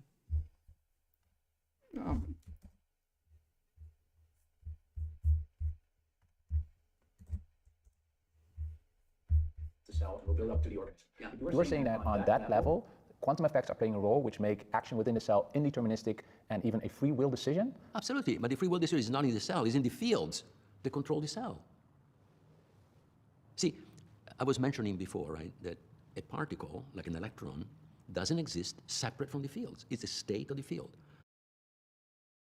From physics point of view, ontology is in the field. It's not in the particles, because the particles, are integral to the field, so they come and they go. If a particle existed, it wouldn't disappear, right? But an electron can appear and disappear. But it is a state of a field that appears or disappears. There is nothing more. There is no particle. But physicists, the particle physicists, but I see the particles. No, you don't see the particles. You see the effect of the states of the field on this classical world. And then you see something, but that is not a particle. That is the effect of something that was amplified in a huge number of times to give you what you call a particle. And to clarify this for people, when we talk about quantum and classical, the classical world is the world of matter that we know that seems to behave deterministically. And the quantum world, of course, is a world of probabilities, right? Yes. Of multiple states being possible at once. And how exactly do they relate if you say quantum classical? So what bit of our body is classical? Of course, my body, it doesn't evaporate while I'm sitting here, so that would make it classical, but my thoughts are quantum? Yes, okay. So first of all, there is no clear boundary between classical and quantum. In other words, we again want to put things into boxes. That's the first mistake. There are no separate boxes. One is holistic. The reality, deeper reality, is holistic, means it's not made of separable parts. And it's not made of separable concepts, which is even deeper. So even true or false is an approximation of reality valid under certain conditions. Like 1 and 0 are valid for a certain temperature and pressure. Okay, so this, I actually think he's right when he talks about the collapse of the wave function is just basically like it's like the evidence of the result of free will. What it means is that you're observing the concretized impact of a choice that is happening between two beings, not one, two, the one you're within and you. And so this is why we perceive probability in quantum mechanics, and it appears to be, indeterministic. It's not that it's indeterministic. There are two components to causality in sentient singularity theory. They are codependent concepts. They are not mutually exclusive or contradicting. One of them is choice, and the other one is determinism. But if everything is fundamentally emerging from a sentient being and composed of sentient beings, then everything boils down to the impacts or the effects of choices by sentient beings, the deterministic effects that are due to the choices of sentient beings. What this does is that it eliminates the issue of trying to reconcile, is the universe deterministic? Is it quantum mechanical? Or is it deterministic? Or do we have free will? Free will, by the way, just means the ability to choose a goal. That's it. Will means the desire to do, or the desire to do that which is not being done. Both of those would work, but really the desire to do. And it's just a technicality of definitions there. That's too in the weeds for me to get into now. But this is the desire to do, and free will, not just will, but free will is the desire to choose what you want to do. It's the ability to choose what you want to do. It's freedom of will. It's not just free will, it's freedom of will. You have freedom to direct and point your will. That doesn't mean that in every instance you can make any choice. You have instincts, you have constraints, you have ignorances and blind spots and everything. But you also have the ability to choose a goal. And it's also very easy when we use the wrong words to limit ourselves and kind of trap our will. So, I've said on here before that people always say, I want to work out, but they never work out. I was doing this for many months of the first, 6 months of this year. I was like, I want to work out every day. And sometimes I would work out, but it was rare. And and I get into a groove and I go outside and do sprints every day, and then I would stop doing it. And I would still say, I don't know why I'm not working out. Like, I want to work out. That's not really true, though. What's really true is that I wanted to want to work out, which is different. It's funny, in Judaism, there's this like prayer that you say is like, I'm sorry for my sins, but then you say another one, and I'm sorry for not being as sorry as I should be. And it's kind of like, instead of I want to work out, it's like, do you really want to work out? Because if you did want to work out, you would work out. Or do you want to work out? And the reality is that I usually want to work out, but I don't really want to work out. And this type of term, like linguistic framework that we actually use to think about our world, and conceive our world, define our world, really, is very constraining also of what we perceive as our mental degrees of freedom. And so this is why I'm so particular about language, is it matters, you know? But will is the ability to make a choice about your goal. And some choices that we make in our day, some things that we think of our choices that are choices are not choices. And some things are choices. Like a choice would not be, you wake up in the morning, you open your fridge, and you're just like, what am I feeling? What am I craving right now? A donut or bacon? It's like, well, whichever one you choose, as long as you're not opposed to eating either one, because you're not vegan or keeping kosher or halal or whatever, and you're not trying to like be healthy about your weight or anything. You're just, it's your food, you bought it, you're going to eat whatever you feel like. What you choose there is not a choice. It just seems like a choice. But if you decide, I love bacon, but I'm going to be a vegan Muslim, and I'm not going to eat it anymore, even though I love it. That's a choice. That's a free will choice. It is a choice of a goal that is even against your own instincts. And it's a chosen long-term, serious, true goal. It's not just like, my goal is to eat what I feel like. That's not a goal. Or it's not a goal that requires a free will choice. It just requires following your instincts. Are you craving something salty, or are you craving sugar and something sweet? So most of the things that we choose to do in our day, which way do we go to work? Which way do we drive to, what restaurant do we eat at? I don't know. Which one is close, open, and good and within, our financial means? That's not a choice. Whatever you end up on is not a choice. All of those are constraints that you didn't choose. What way you go to work, because there's a traffic jam over there. It's Waze says it's quicker to go this way. Do I want to continue on my normal route, or do I want to just follow Waze's suggestion and save 5 minutes? Neither one of those is a choice either. But you like bacon, you choose not to eat it. Choice. For whatever reasons, usually moral reasons, whether it's veganism or kosher or halal or whatever, like moral decisions are usually much more likely to be linked to free will choices, true free will choices, because they usually involve a recognition of your desires, but also an conception and an admission of a higher, a truer, better desire that isn't your desire necessarily. It's the desire of someone who supersedes you, God, in the case of morals. It's like God wants you to do this or not do that, but it's like this. Sometimes that isn't aligned with what we would want to do or not do. But when it's a moral decision like that, you're making a choice to follow the will of another instead of to follow the desires of another versus the desires of your own self. in some ways, or to change the desire of yourself to desire that which they desire instead of just desiring what you would on your own. This is a free will choice, and but it's a rare choice that we make. It's not common. It doesn't happen multiple times a day constantly.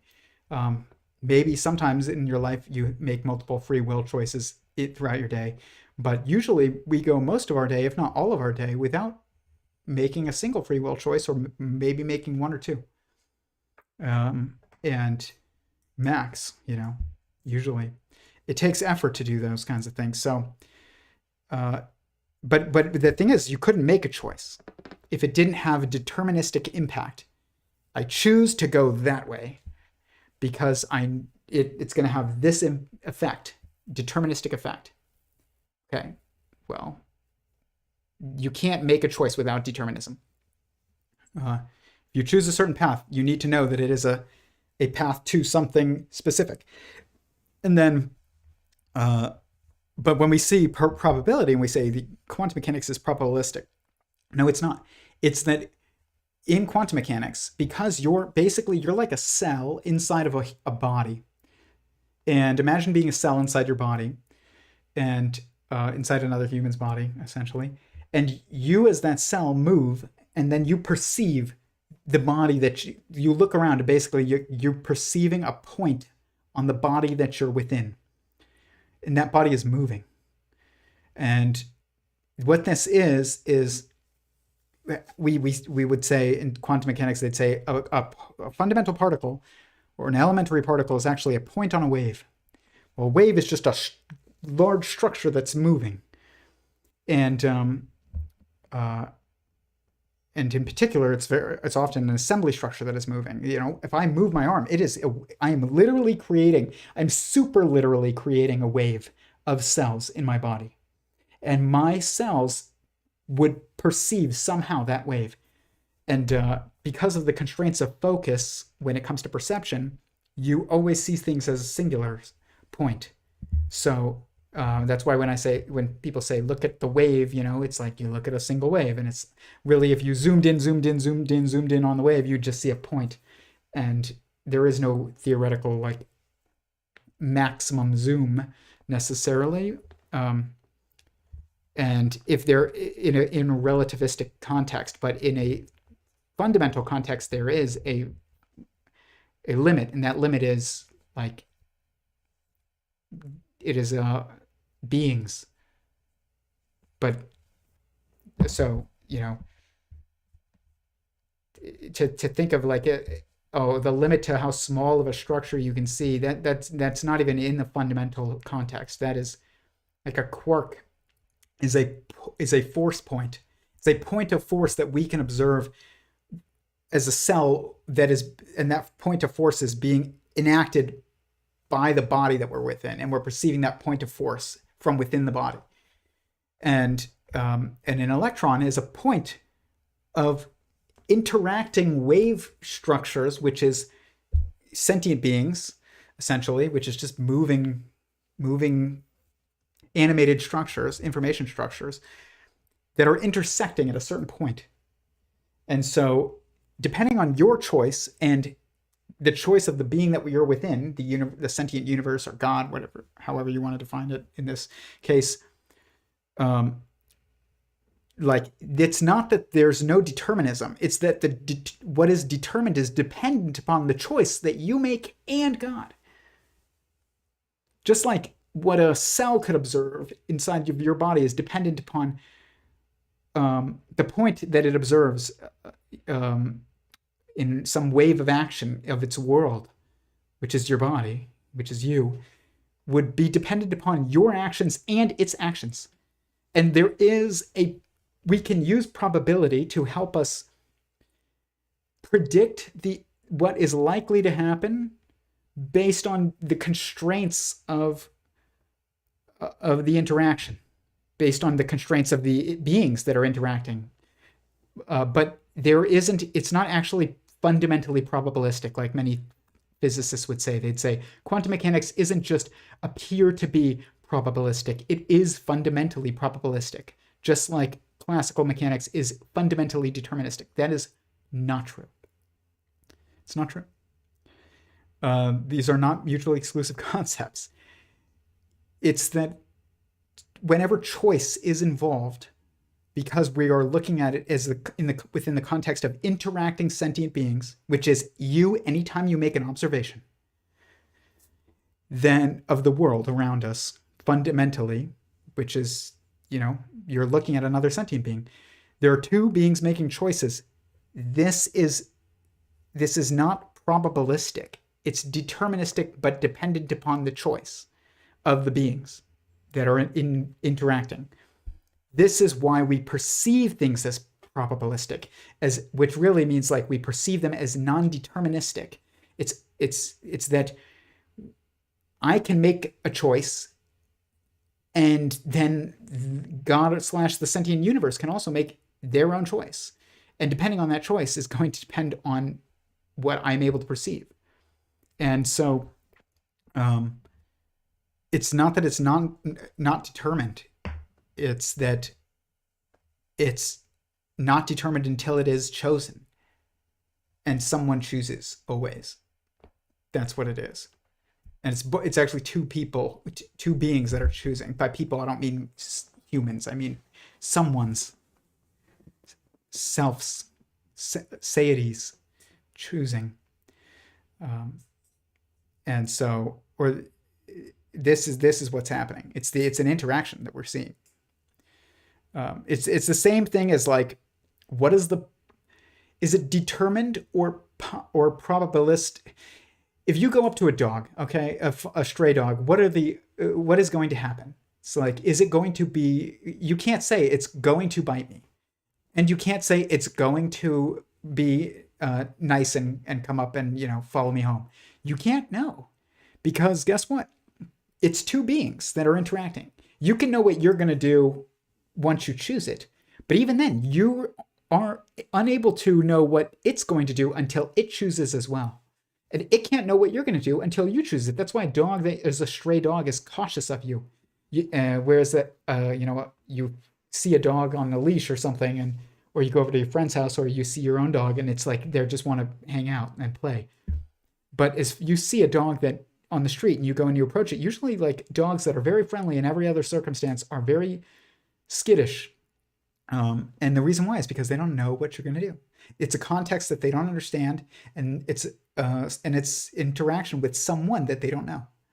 And so they have nothing to base this experience on. Whereas like if you go to your friend's house, yeah, the dog might not know you, but like it knows that when people come over, like friend introduces friend to dog, like owner introduces friend to dog, and like we get pets.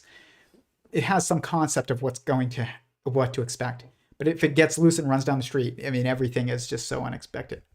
And so is this a deterministic interaction between you and this dog, or is it fundamentally probabilistic, or is it an interaction that includes choice and determinism simultaneously?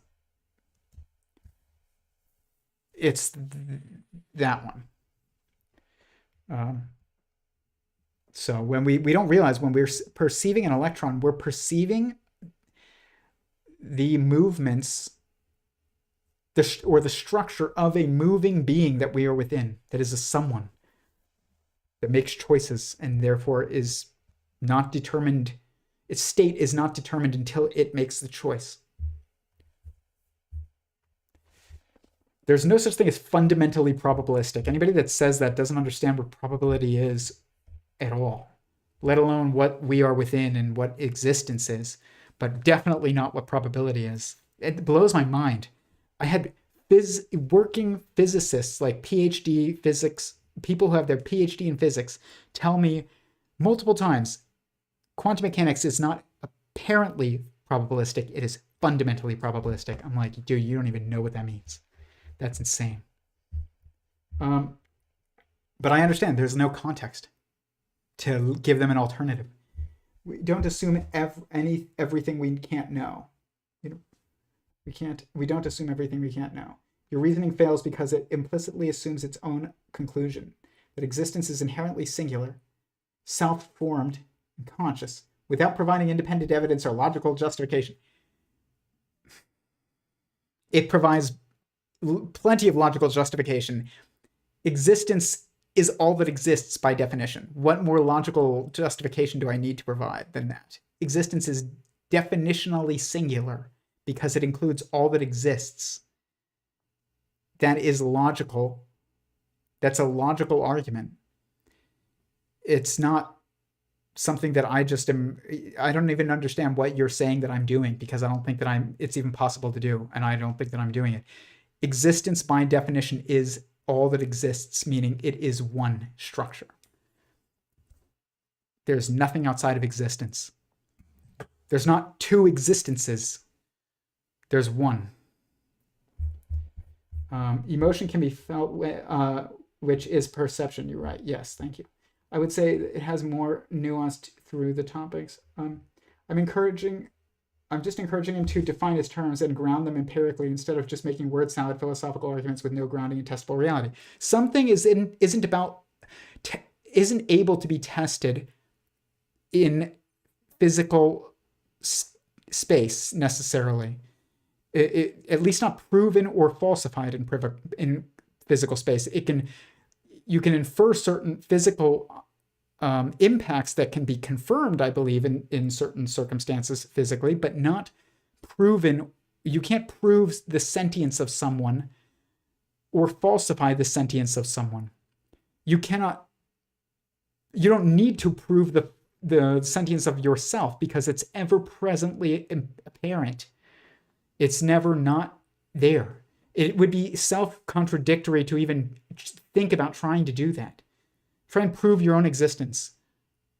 You can't. It's impossible. And so what that means is that your own sentience is unfalsifiable. It's unfalsifiable. And according to our current scientific assumptions, people will be like, well, it's not falsifiable, so therefore it's not. We should not accept it as true because it is not falsifiable. It's not accept. You should. If something is always true as far as you can observe, then it's not going to be falsifiable. This is part of the problem with fundamental existence and discussing these fundamental structures and sentience is that you can infer certain things that can be constantly confirmed, but you cannot falsify the sentience of others. You can't falsify your own sentience. It doesn't make any logical sense to even try and conceive of how you could do that because you can't. You're basically proving that you exist by trying to falsify your existence. It doesn't make sense. So falsification and provability, which are just two sides of one coin, are not things that are not the most important goals when it comes to, they can't be the goals when it comes to trying to understand what is fundamental reality and the nature of it. We must look at our own selves and our own experience, and also at the logic of our language, and we must recognize that when something appears to be ever presently true, like the existence of sentience, nobody has ever perceived a single moment in which no sentience existed, because you're there at least. So that means existence is at least sentient in nature. There's no evidence of sentience, of existence absent sentience. None. It's impossible. And so, but people don't realize this. Like, the rules are different. I have a video link below called called Theories of Everything, the How-To Guide, and it's only 20 minutes, and I highly recommend watching it because I'm much more coherent on it than I am on my live streams. I use these to think out loud. That's not what I did with that video. Pre-produced videos are not used to think out loud. By the way, if you're enjoying this, please hit the like button. I really appreciate it. And subscribe if you haven't. Hit the bell notification. Typical things. How if we are natural? You just wait. Okay, Nathan, that's the minimum expectation for any credible hypothesis, is grounding in testable reality. Do you need a credible hypothesis that you exist, Nathan? Or do you just know? Do you need a credible hypothesis that sentience exists? Or do you just know? Do you need a credible hypothesis that you are that sentient beings are someone and that they are singular in structure? Or do you just know firsthand because of your experience always, every second of your life? Some things don't need and can't be proven in a some laboratory experiment. So that doesn't mean that sentience has no impact on what can be, has no implications on experiments. It does. I have some ideas for experiments, but they don't prove sentience.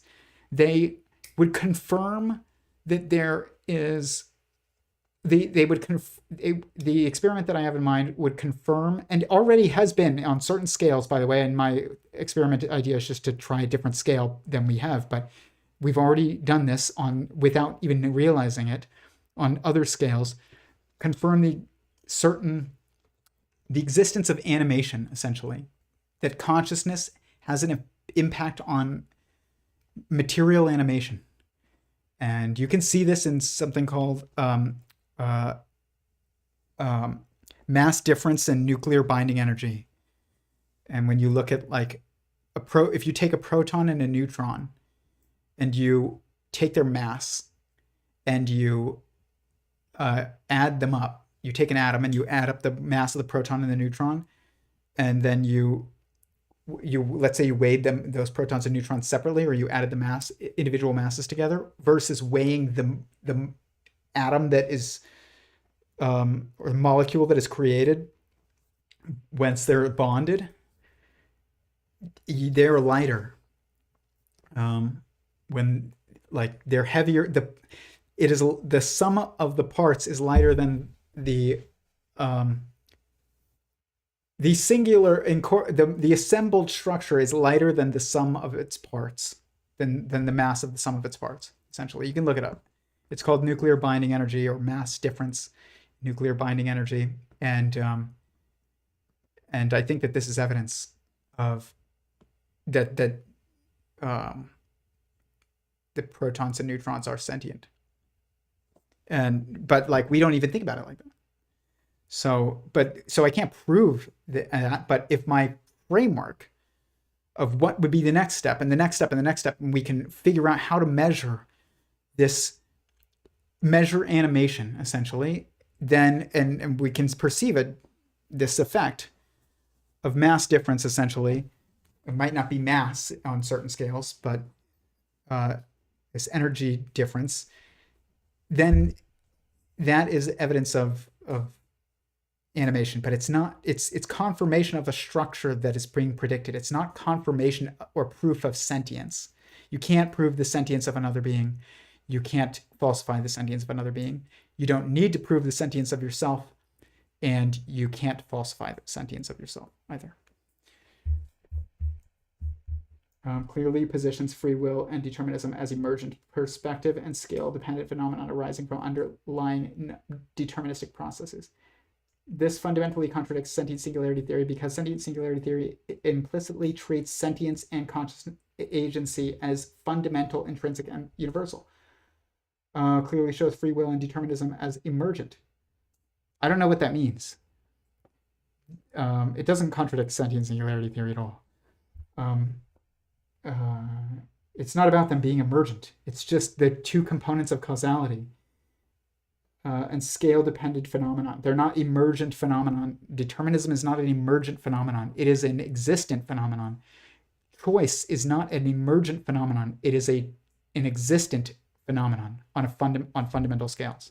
That's all sentient singularity theory asserts. It's not that it's that it's emergent or not. It's just existent. If sentience is fundamental, then choice and agency is existent, not emergent, existent. There's no way around that. That's the problem with these terms, is we're always thinking, is it fundamental or is it emergent? It's like, it's existent in this case. because the unfalsifiability of personal sentience does not logically or empirically imply the evidence itself is universally sentient, that existence itself. No, but it does. It is evidence that existence is at least sentient, and it also, there's a logical argument for existence most likely being sentient, which is that it is intrinsically one, and it is apparently an information system, which would logically necessitate that it is a self-referential information system, because what is it going to reference other than itself? Like, it can't, if it's all that exists and it's singular. That is what is the logical argument for it being sentient. It's one of them, but yeah, you can't prove or falsify the sentience of existence, but you can logically argue for it, and you can't logically argue against it other than I don't see it. But it's like, does your cell see your sentience while it's inside your body? No, so that doesn't really work. But are you sentient? Is your cell inside of a sentient being? Yes, it is. That doesn't mean that it can perceive you. It can't. It's within you. So this is, I get that this is tough because it requires thinking differently, and it requires a changing of the rules, because the rules are different than what we normally think of. But it's actually much more intuitive than what we normally think of. This is why, like, when apples fell to the ground, Newton thought it was because they wanted to that's what people say. I don't know how true this story is, but like they wanted to be close to the earth or something like that. And this is not, I don't agree with that. I think that that's wrong. I don't think an apple is a sentient being. And I don't even think the earth is a sentient being.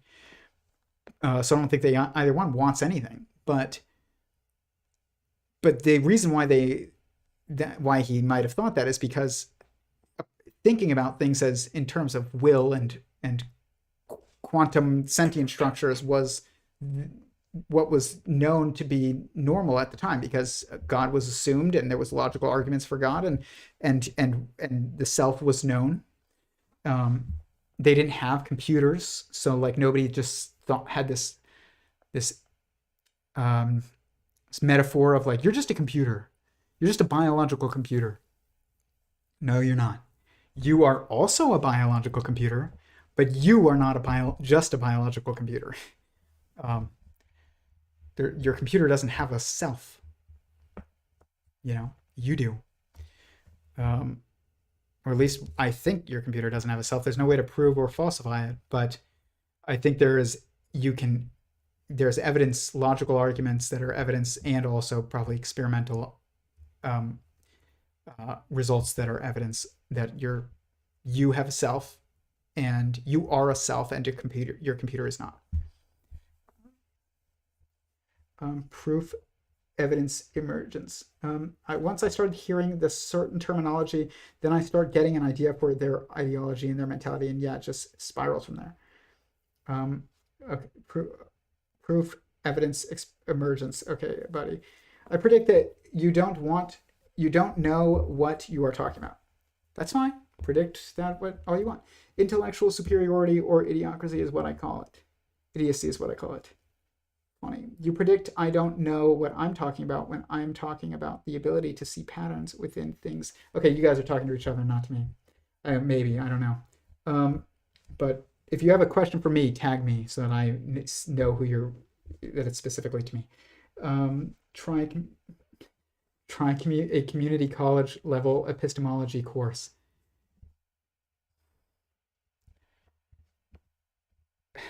The academy is stalled, Nathan. That's not an argument. It's just, you can do whatever you want, but like, that's not an argument. It's like, try taking a class. People said that when they thought that, the earth was the center of the universe. And now I don't even think it matters. Space is relativistic, like, what does that mean, center of the universe? But like, we do now have a different narrative in our in the academy than that the Earth is the center of the universe. We now think that, or the center of the solar system or whatever. It was. Now we think that the sun is the center of the solar system. Of course it is. It's defined by the sun. It's called the solar system, but it's we don't. People don't think about that. It's like obviously the sun is the center of the solar system, but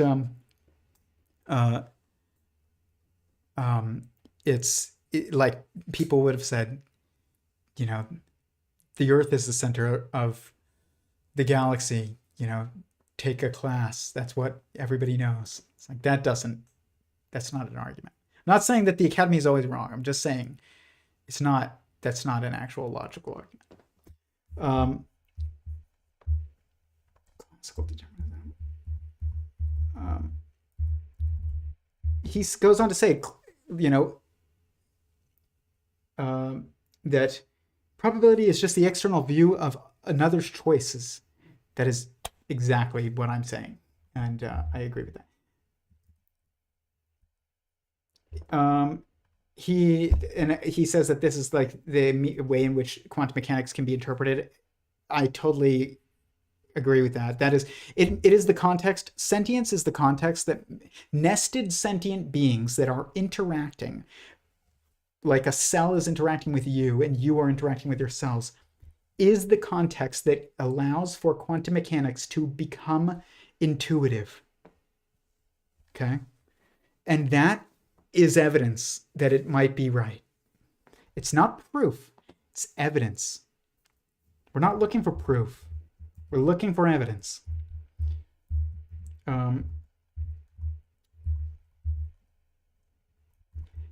He goes on to state this, which everybody talks about this all the time. They always say, you know, is mathematics invented or discovered? I just think it's a stupid question. It's a bad question. Solve the equations. But the equations are created by consciousness. It is consciousness that creates mathematics, not mathematics that creates consciousness. It took me 30 years to figure out that mathematics is created by consciousness, and therefore I cannot explain consciousness with mathematics. And I realized that I was trying to do the same because I was taught that way. I had to turn it around. Again, turn it around. And we can only touch, let's say, but we can touch sort of at the outer surface of consciousness with mathematics. It's our own understanding of ourselves. So with the Schrödinger's wave function, which describes sort of the state of a quantum system, is that touching on the outside of consciousness? Is that as close as we can get with mathematics? Well, of course. In fact, you know, we have to go way beyond Schrödinger's equation. We have to go into Dirac's equation, but even beyond that, we have to go to quantum fields. So, and quantum information. And quantum information goes beyond the concepts of quantum fields.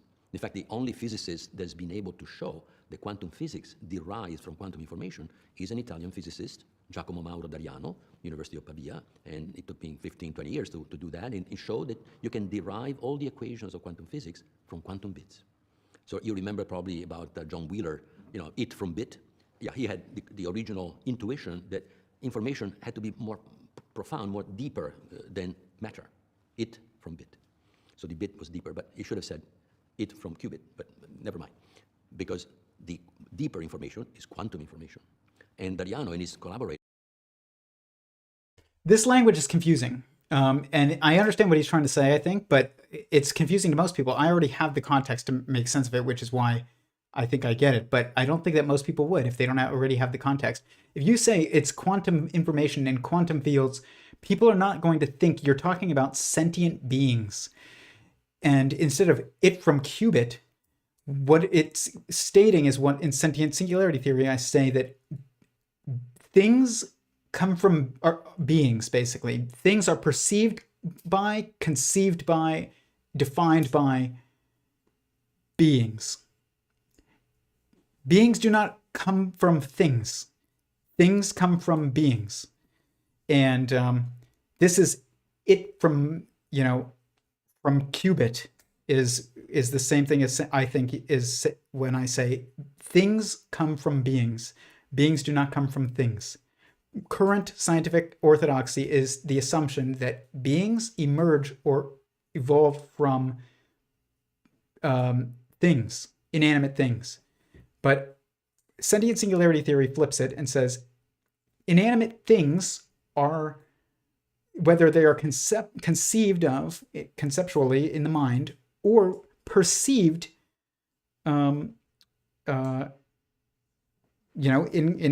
physicality, are from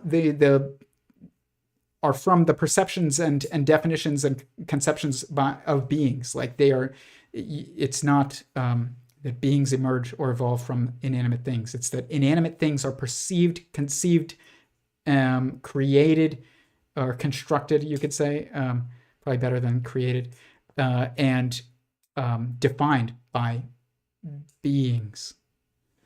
If nobody, it's a whole, like, it's funny because there's that like, does a tree fall in the woods if nobody's there to hear it? Did it, whatever, does a bear shit in the woods? Whatever these like stupid things are that people, mental twisters that people have. They're not properly contextualized, but a better way of putting it is like, if there is no one to perceive, to conceive or perceive of a pen, does it exist? It's like, no, it doesn't. It doesn't. Like it wouldn't even be created, but like maybe a rock. It's like, does the rock exist if nobody is there to conceive of it or perceive it as an individual rock versus like just, Earth? And I don't mean the planet. No, it's just, this is probably not the best metaphor either, and I don't know what would be the best one. I'm still working on it because it's not the right context for this, but it kind of is, but it's just kind of, it's hard to create a metaphor for something that you constantly perceive. It's like trying to see water and you live in the ocean. It's like, it's everywhere. And you need to, like, you don't even have a concept of water until, I don't even think fish have a concept of water until they are out of water. And then they have a concept of water. And that because they try and get back. Like, if you ever pull a fish out of water, it will try and get back to the water. But while it's in the water, it's not even thinking about water. And it's like humans in air. It's like, you don't even think about air until you're out of breath. It's a concept. It's a thing. It's not, it doesn't exist outside of your definition of it. That doesn't mean molecules don't exist. About oxygen molecules and water molecules and that, or protons and neutrons that make those up. Like, that doesn't mean that those don't exist. I think those do, because I think those have a self.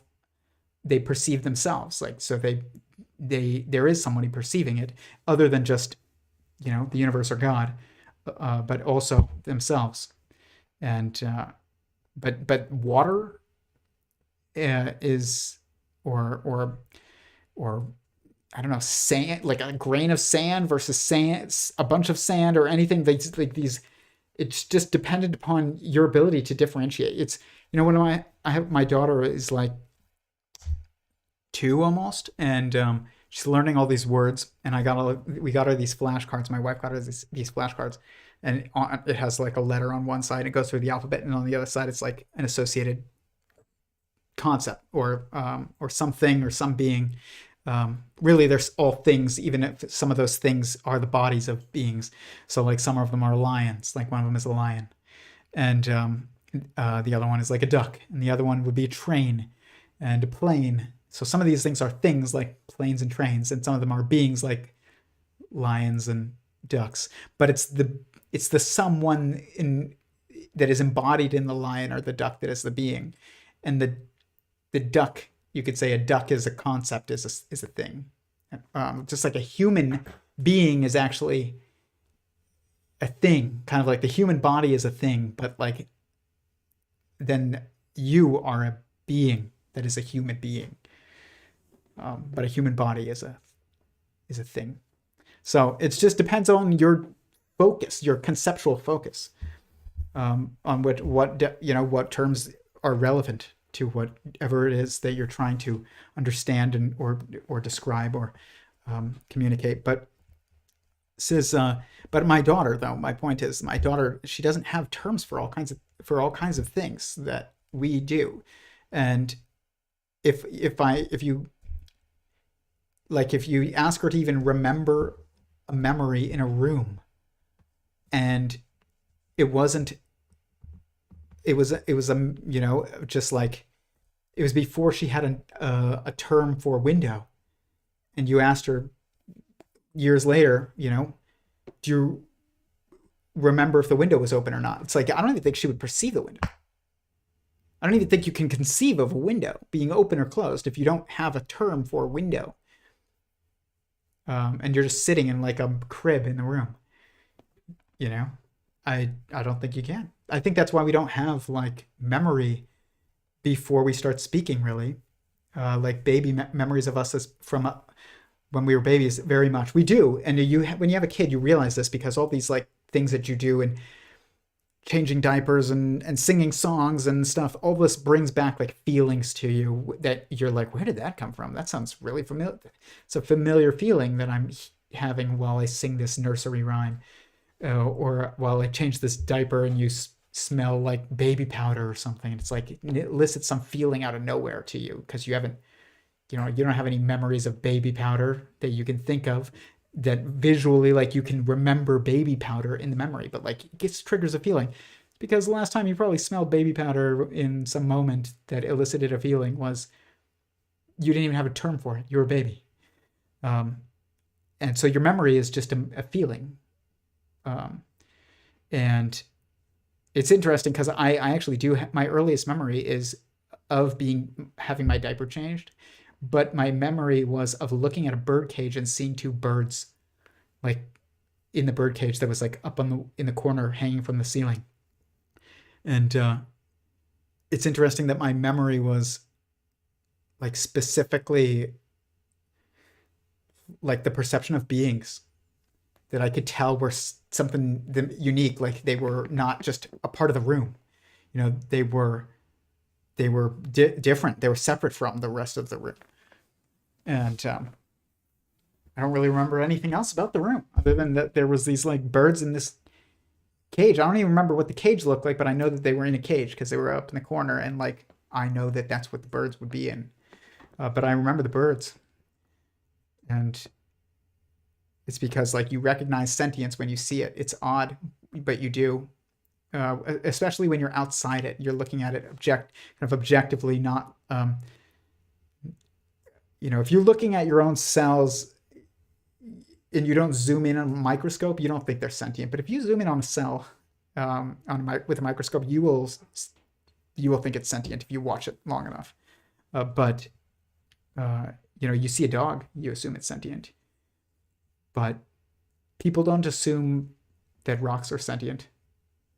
It's like there's something about like recognizing that shared nature that we are able to do when we are observing it from the correct perspective that allows us to see it on the right scale, to see its holonic structure, its oneness, its singularity. You can't just look at a piece of tissue and be like, that's sentient, because it's not. But if you look at the individual cells long enough and you watch them go about their being, you probably would think that they're sentient.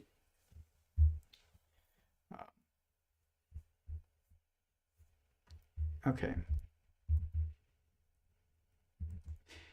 He asked this.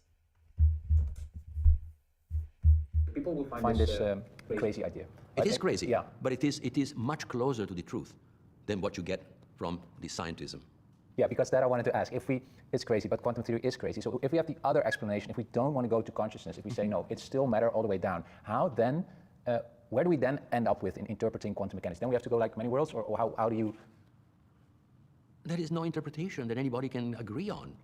For 100 years, this problem has been discussed for 100 years, and there is no interpretation whatsoever about quantum physics. Couldn't we say there's a multiverse with everything possible being possible in other dimensions? Yeah, but it doesn't explain anything. What is it explaining? When I say consciousness and free will, must be taken as foundational, as a postulate, okay? Why do I say that? Because postulates ought to be self-evident. The condition to accept a postulate is a self-evident. Bingo. Why is it self-evident? Because you and I are conscious. You and I know that we have limited, but we have free will. Limited, but we have it. So we know already that. How can you explain free will and consciousness with something that doesn't have either? You cannot explain it. How can you explain consciousness with math when it's consciousness that created math? Exactly. How can you explain free will with something that doesn't have free will? You see, it's foolish to think that, that you can explain, more with less. And today we talk about emergent properties. We explain everything with emergentism. What does it mean, emergentism? How can you get more with less? You cannot. You can get less from more. You can get determinism from indeterminism. You can get unconsciousness from consciousness, not the other way around. And that's so simple and so common sense. But science doesn't want to go there. Why? Scientism doesn't want to go there. Why? Because you lose your power. Because if I know the equations, I know more than you. And that's not acceptable. Because nobody knows the equations. Because there is no equations that describe free will. Free will is an act that no laws can tell what the free will can give you. And people want to predict the future. Their safety is in the prediction of the future. Their sense of power is in prediction of the future. You cannot predict the future because it's based on free will. Nobody wants to go there right now. But that's the only way to go, to be safe from this idea that we are machines and that artificial intelligence will best us.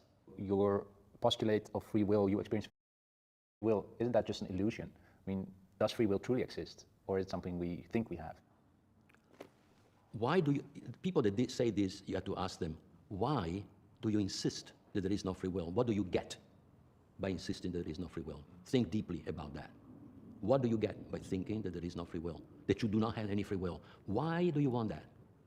And if you answer that question, they have to answer that question. But if they answer that question, they will find out more about themselves, and eventually they will have to agree that they have a hidden desire to control, to have power, because they know the equations. They know more than you. Exactly. Partially, that's very true often. I would also say, and I'll be a little bit less in assuming I of people's intentions here, but I would say that I think a big part of this is that we have misdefined our terms. This is why I'm so pissed at Elon Musk about calling Grok smart.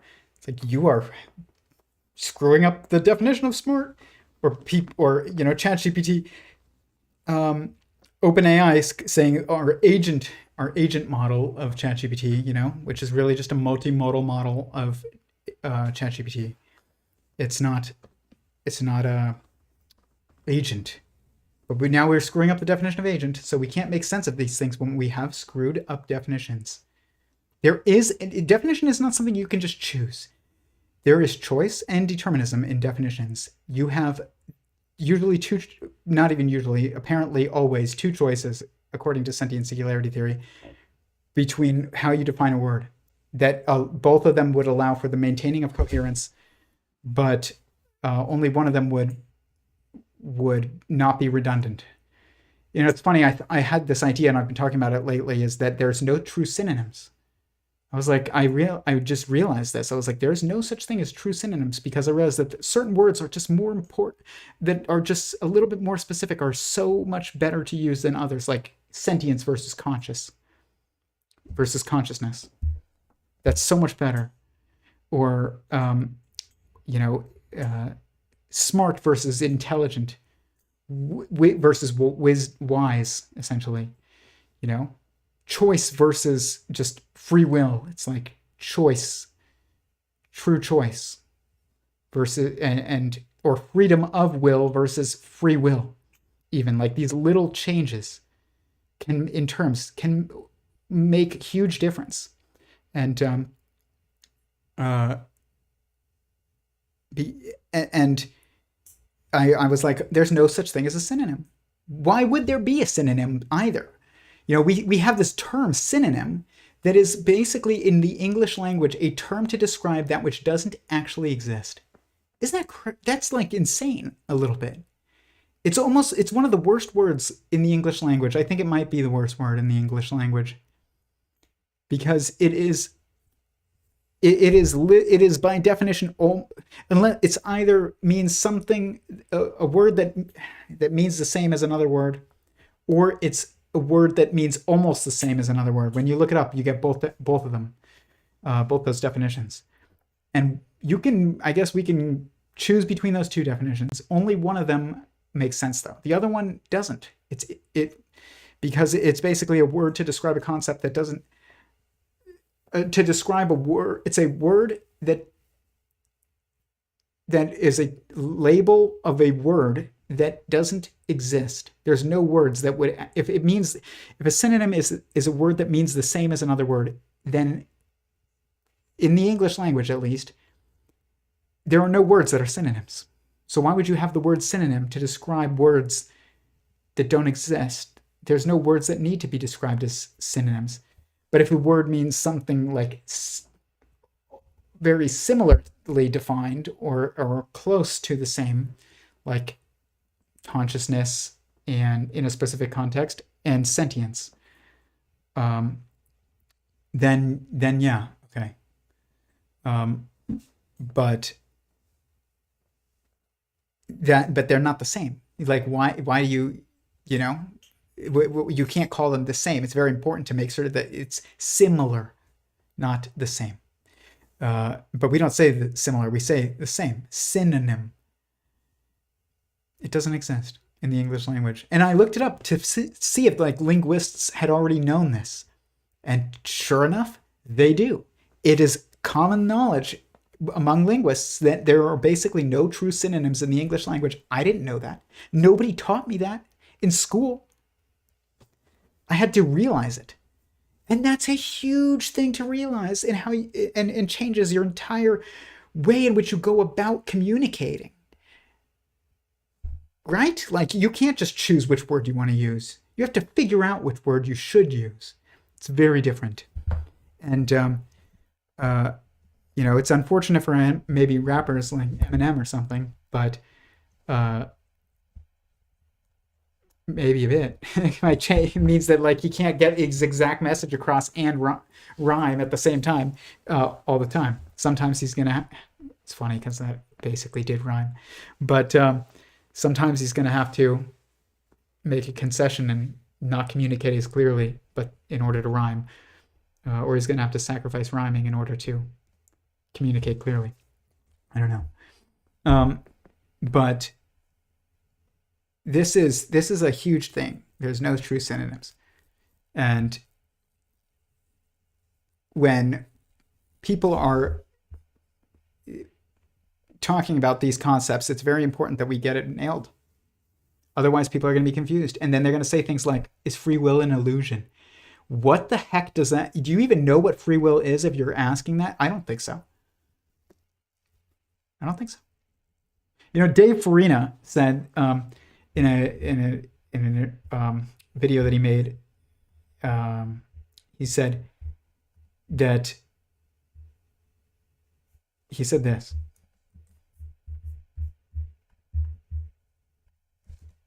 Oh God. Face, we are made in his image. We are expressions of him. Why would the triune God create us other than to love us? That there is this relational aspect in Christian theology. Ah, yes, created in his image. Before there was an earth and humans and sunlight and water and everything else in the universe, there was some guy floating around with eyes and ears and arms and legs and a dick and other parts that are completely pointless outside of the context of what they've evolved for on humans, specifically here on Earth. This one always makes me laugh, that some people can't wrap their heads around the fact that humans made gods in our image, not the other way around. But even funnier is the alleged all-loving attribute of the Christian God. He'll murder everyone alive because he feels like it. He'll torture people eternally for doing things that he knew. All of this is like, this is not the definition of God. If you ask theists, is some guy like human form. Like nobody who is a theist, a true theist, thinks that like defines God like that. This is why we can't even have a conversation. You can't have a true conversation about like the existence of God if somebody's defining it as a guy who created man in the physical form, just like to mirror him. Like nobody believes that who is a true theist. That's what people who are self-described atheists but usually really anti-theists believe that theists believe, but it's not. As I stated on here earlier, theists, when they say God, we are created in God's image, it means like we have the creative abilities and we are self-aware and sentient. And just like God is self-aware and sentient and has creative abilities.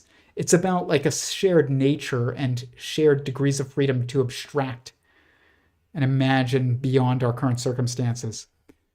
That makes us that's separate from the animals. Like, that is not what Dave's defining it as.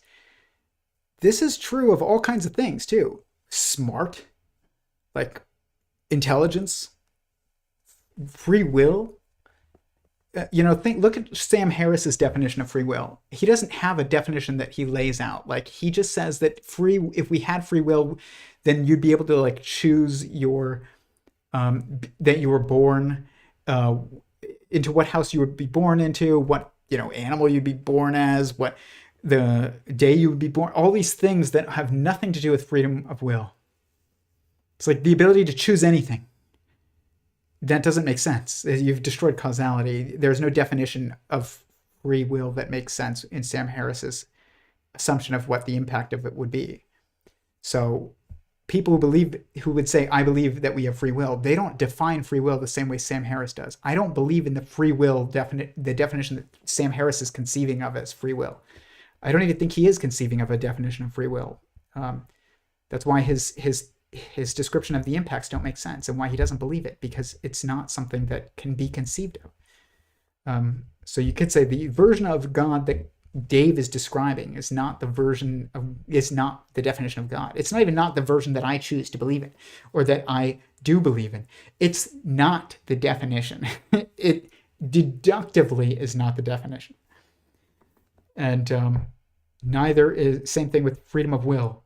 It's like, is Sam Harris's effects imply that the way he's conceiving of it is deductively not possible, and therefore cannot be the definition.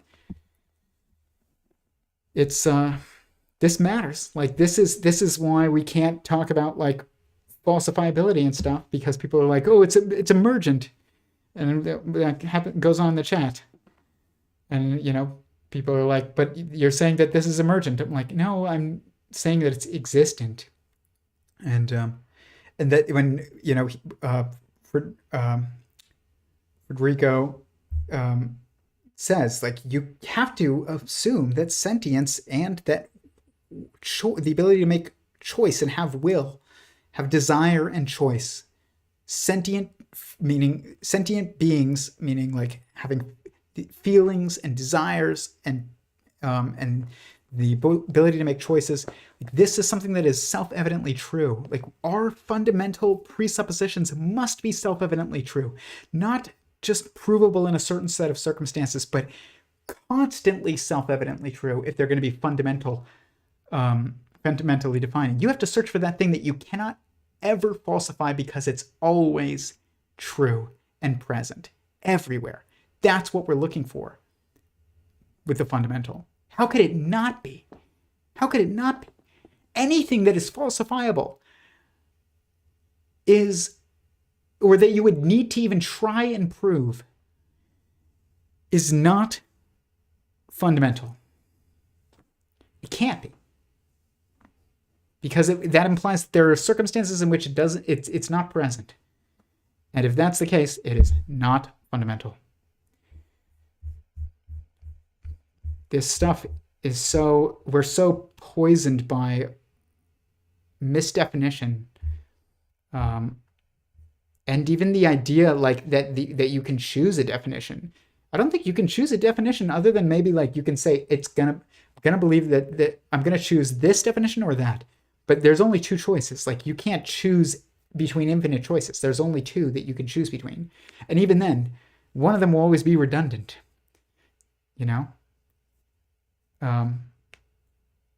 Like, if life just means some being that is sentient and doesn't mean a sentient being that is embodied in like the change space or in the physicality, like, then why not just say sentience instead of life? That's why it kind of the definition has to be like sentience that is embodied in the that is physically embodied. Like, that's what the definition of life has to be. That's a first deduced from first person experience. It is undeniable. There's no way to to argue against that. You don't need to run an experiment to find out what is the definition of life and what life is. Like, just look at you and you know you're alive, and what does that mean? Like, and it means the same for everyone. Everyone. That is not something that you can disregard. It is something you must accept. And we don't. It blows my mind, but I'm guilty of it. I did it for 24 years. 24 years of my life. So I'm not judging anyone.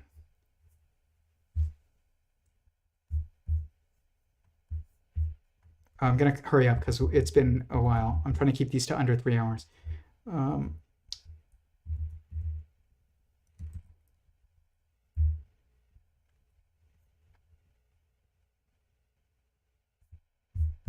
right, well, also, like I will say, we'll get to it again, but mathematics, we'll get to it. We'll get to it. Qualia are the bringers of meaning, and we look for meaning. First comprehension, and then meaning. Comprehension gets you to meaning. Meaning is the essence of comprehension. Meaning is what you get after you got it. You know, I got it. I understand it now. That's, you know, that's beyond comprehension. Comprehension is a path to meaning, and meaning is the ontology. The ontology is what meaning is it's superphysical impact meaning. Like, it is, if in this definition that he's giving is like, I don't like the term qualia, but qualia is something that, if used the way that he's using it here, it's something felt more so than it is something just like measured. Red is not measured. Red is felt more so than it is measured. And I understand it's like a specific frequency of light is going to be perceived as what we call red, but we don't even know whether or not we all see red the same way. Your red could be my green, but as long as we both look at an apple and we call that red, as long as it's, you know, not a Granny Smith, that's not a good example because apples come in red and green. But then as long as we agree that the same structure can be described with the same term, then that's all that matters. But when you perceive red, you feel the red almost more so than it is like you don't measure the red, you feel it. So qualia, I don't like the term, but let's look up the technical definition.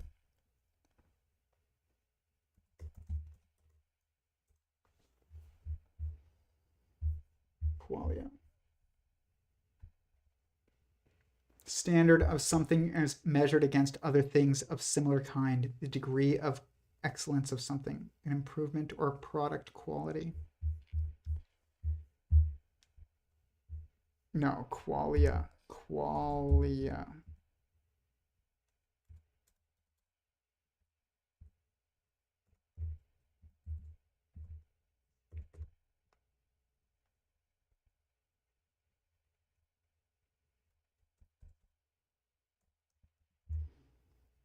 Qualia.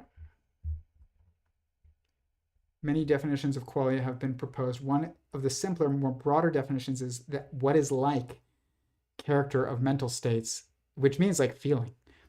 But that's why I don't like the terms, because nobody can define it.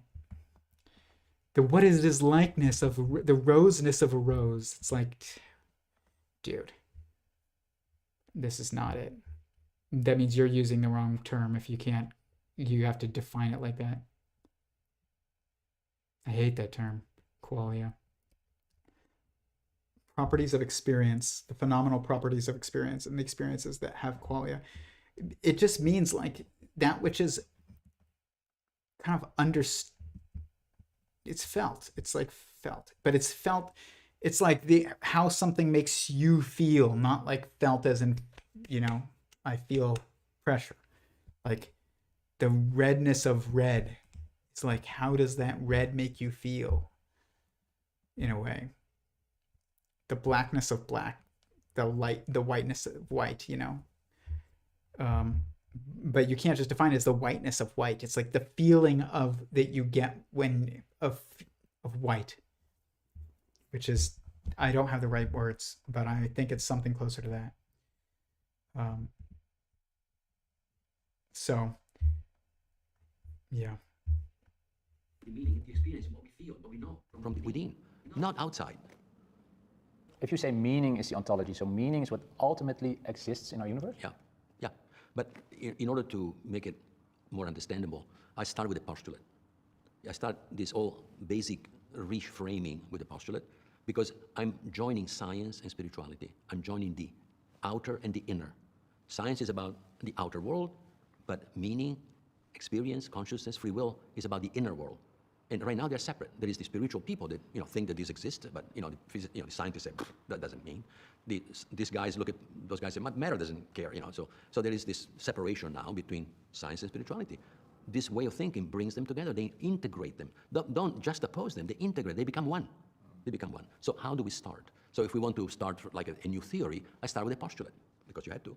Because you can never start with something that is true because you have shown to be true. You have to start with postulates. Even in math, you start with postulates that are taken to be true, and they have to be self-evident. Yeah, it's your ground assumption. The ground assumption. But that ground assumption has to be self-evident. The ground assumption of quantum physics, they are so self-evident that you have to study 10 years before you say, oh yeah, they're evident. Not self-evident, they're evident after 10 years. So they don't pass the test of self-evidence to me. Okay, now I'm going to tell you a postulate that is self-evident. One, the totality of what exists, has three properties. Dynamic. Dynamic means it's never the same instant after instant. Is holistic, means it's not made of separable parts. And so far, I have described the universe, described by quantum physics. Yeah, as all these three, is all there exists, dynamic, holistic. I add one more thing, one more quality. One wants to know itself. One wants to know itself. Now, this comes from perennial philosophy. Know thyself was in the in the Delphi, temple. It was part of the Greek, some of the Greek philosophers. But the Vedas were saying the same thing. All the basic experiences of the people that went deeper into the understanding of reality come to the same general conclusion that there is one that has those properties and they want to know itself. If I look within myself, what do I want to know when I was suffering? Who am I? Why am I here? Why am I suffering? What does it mean? I want to know myself. So we all want to know ourselves. We all deep down, then we forget about it because we can do nothing about it. So we try to solve the problem by, going outside ourselves, and then we lose ourselves. Okay, I think he's right. We need to unify science and spirituality, but in a much more concrete way than not just like in this like feel good, new agey like kind of way. But the thing is that it has consequences because it implies morality, and people don't want to do that. And for two reasons. One, some people are wrong. And it's hard to like prove, what is moral and what is not, even though you can deduce it, I think, but it's hard, and not everybody is always in the state that would allow them to perceive it. And nobody is in the state that where they know the answer to every moral question other than God, because only God sees all. So we're all going to have moral blind spots other than God. And but the idea that there is a right and wrong is something that people don't want to also entertain because it's constraining. Even if like it's not about other people telling you the wrong thing, it's just about like you don't want there to be a right thing. Because it means like now you have obligations and responsibilities and all these things, and they're as concrete as anything else that we know to be true. They're not just opinions. I talk about all of this in my Theories of Everything, the how-to guide link below. And exactly what he's saying which is that, you must start with a fundamental assumption. And he's starting with this fundamental assumption that existence is singular. It's holistic, meaning it is singular, exactly what I'm saying. And it is dynamic, meaning it is animated, it's changing. And if it's all singular, it's not being animated by a being, like as if like you would animate your car. Your car on its own is not animated. It means like if existence is all that exists and it is holistic, it is one, it is singular, and it's dynamic, which it is. It's a dynamic information system, as I stated. Apparently, it is self-evidently a dynamic information system. We are evidence of that. What this means is that it is self-animating. It's not being animated by anyone else because it is existence itself. There's no one beyond it. There's nothing beyond it to animate it. It is self-animated. What is a self-animated thing that is singular in nature? As far as we understand, what's the only thing that we know that is self-animated and singular? Self. It's in the actual statement. Self-animated. You don't, it's like and when you get that fundamental and you get it right, you don't even need to have an answer to a question because the question answers itself. It's built into the question. I mean, he's not using the same language that I use, but he's making the same arguments that I make.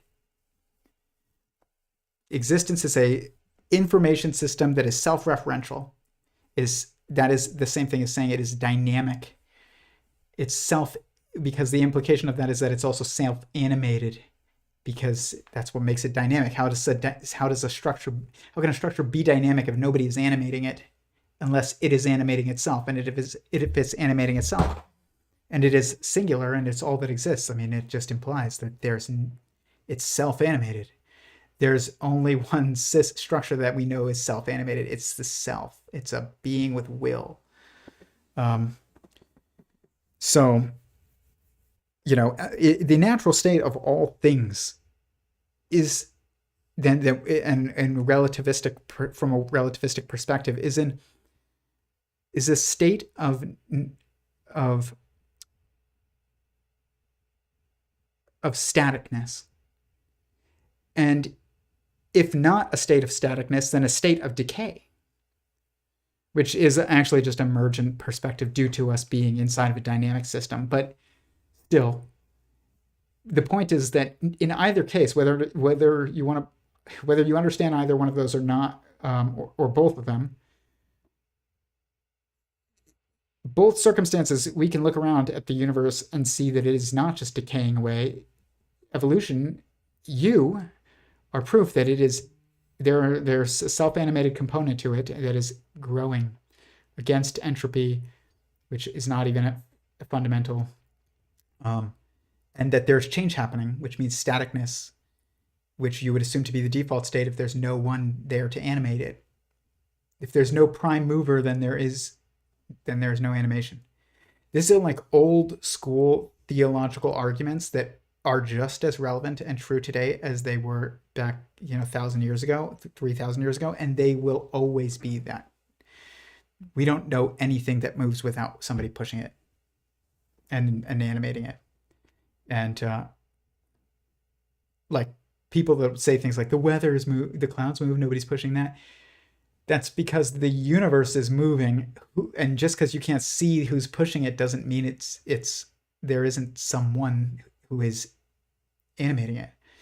It's different than like seeing a structure like a cup. You don't see a cup fall off a table with nobody touching it. Somebody bumped the table. Oh, that's my point. You can't expect to see a being on the scale of the universe that you're within. It's just logically impossible. Just like your cell can't see you. It's impossible. It just sees its world moving. Why? I think Federico is totally right. This is what I will say, though, about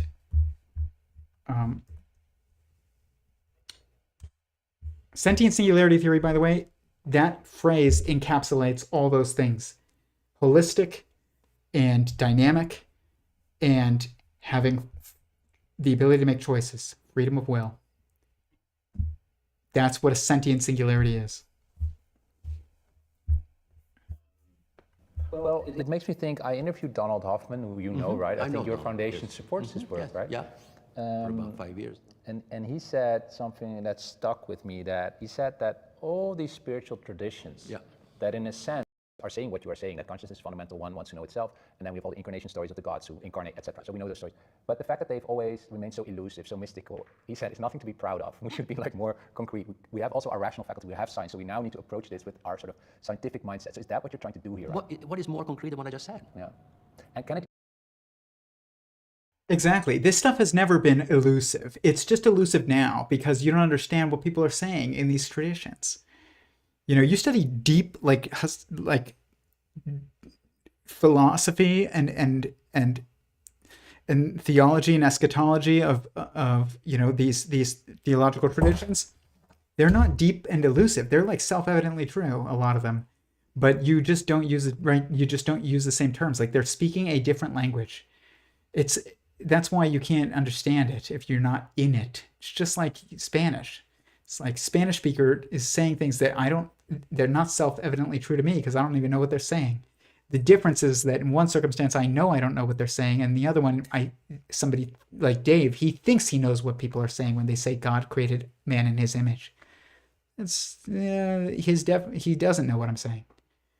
He doesn't know what theists are saying. So this is, I don't think that this has ever been elusive, and now we just need to concretize it. I just think that now we do need to update the context a little bit, because, and not update the context of theology necessarily. I mean, I'm not talking about religions. You know, you can choose whichever religion is seems most true to you, religious tradition or theological tradition. I'm just saying the idea that existence is a sentient being that is choosing to partition itself into you know, smaller sentient beings within itself, or partitions of sentience within itself. Like that's all I mean by theism. And this is not something that's elusive. It's right. Seems to be logically inevitable and also self-evidently supported. That sentience is the definer of a lot of things, of all things, actually, not just a lot of things. Sentience is the definer of all things. There's nothing that is defined outside of sentience at all. I mean, you know, now, but if you start here, we can show that science, not science, the quantum physics, out of which everything else emerges. In fact, quantum information, because the quantum state that is a representation of our experience, is what then eventually determines the outer world. Okay. So I showed that by starting with the something that is kind of haha, you know, but it doesn't get you anywhere, actually needs the physics that exists. And now from there we go. We already solved the other problems. I'm not changing anything of physics. I'm reinterpreting completely what physics has been talking about. One more is that Don wants to explain consciousness with mathematics, and you cannot do that because consciousness creates mathematics. I wanted to do the same thing for many years, and then I found out that I was wrong. That it is consciousness that explains math, and therefore you go from consciousness to math. You cannot go from math to consciousness, because where does math come from otherwise? Who created math? God? Well, come on. Yeah, how does math exist? It's our creation. In human mind. You bet. Federico, you have... Even if God created math, it's still not, it still means that if God is sentient, then sentience creates mathematics. And it does. That's the reality, is that mathematics is a language. That's it, all it is. What we get wrong about mathematics is we say things like, if we want to rank the fields of study, you know, it's like biology is contextualized within chemistry, and chemistry is contextualized within, whereas chemistry is more fundamental than biology, and then you could say quantum physics is, sometimes people will even say this, and this is also wrong. They'll say classical physics or you know, relativistic physics is more fundamental than chemistry, and then quantum physics is more fundamental than relativistic physics, or even if you don't include relativistic physics or classical physics, or if you do, no matter what, like, you're still getting this wrong. These are not all describing fields of study that are the study of sentient structures. And mathematics is, then people will say mathematics is the fundamental science. No, it's not. It's not any more fundamental of a science than English is the fundamental science. It's just a language for describing change and relationships and structure, which is exactly what language does. That's what English does. The thing is that quantities, which is, and like meaning and consciousness and how those things are interdependent concepts, this is gonna basically leads you to what most people would call like numerology. But most people, when people say numerology, they just mean like Dave Farina had somebody on that I showed in my last stream. They said that geometric unity is Eric Weinstein's theory is just numerology, and it's not. Like in the way that they're defining the term, the way that they're defining numerology is just nonsense. They just anything that's numerology to them is nonsense. And I'm not saying you should study numerology. I don't think that we have the context anymore to even study numerology.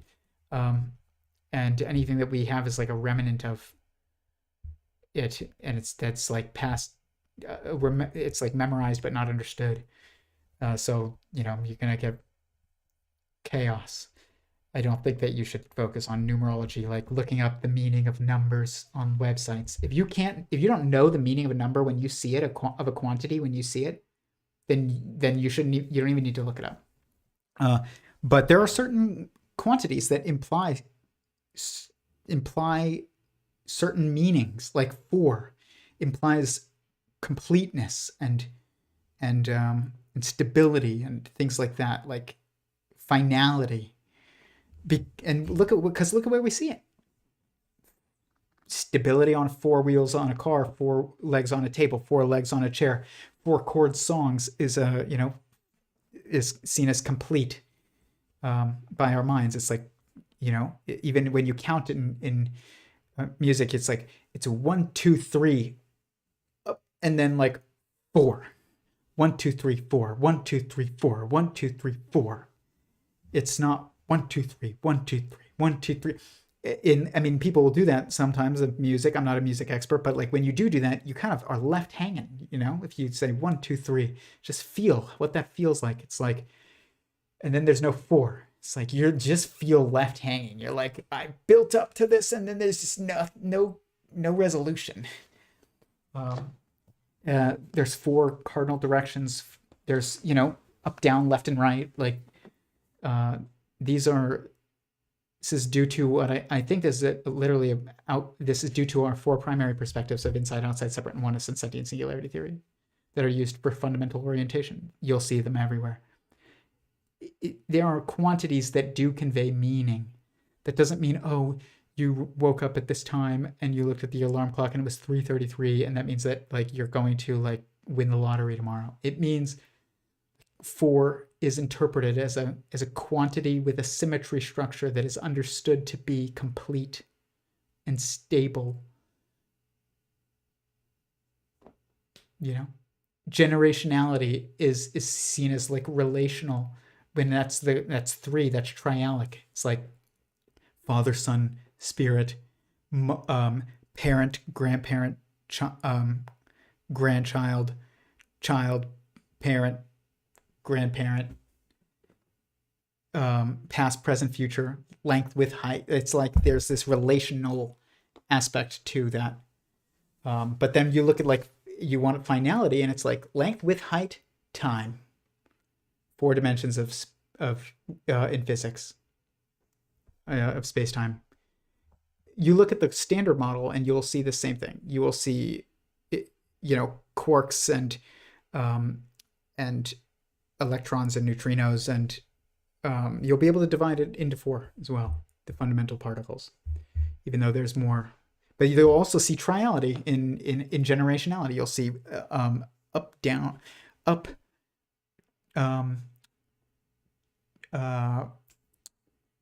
charm and truth or top quark, and down and strange and beauty or bottom quark. Electron, neutrino, muon, neutrino, and tau neutrino, and electron, muon, and tau. It's like this they call them the generations of matter. The quantities, the symmetry structures that appear when we think of a quantity and we try and think of it as in a symmetrical way, imply convey information to us, meaning to us, to some that is intrinsic. It just is. But I don't know how we're going to turn that into a concrete science or anything like that. I'm just saying, like, it's super subjectively true.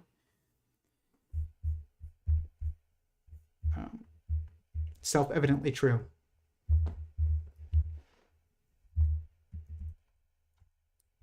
And I would agree with him completely. This is the problem with not Donald Hoffman's conscious agent theory, the desire to explain mathematics or explain consciousness with mathematics is not going to work. You can't explain consciousness with mathematics. Sentience is due to structures of intrinsic oneness, like they are foundational to the even conceptualization of quantity itself, which is way prior to mathematics. Yeah, there's no way he'll do it. Greco is right. This one's for Nathan. It's on falsifiability. We're almost done. Your theory about consciousness.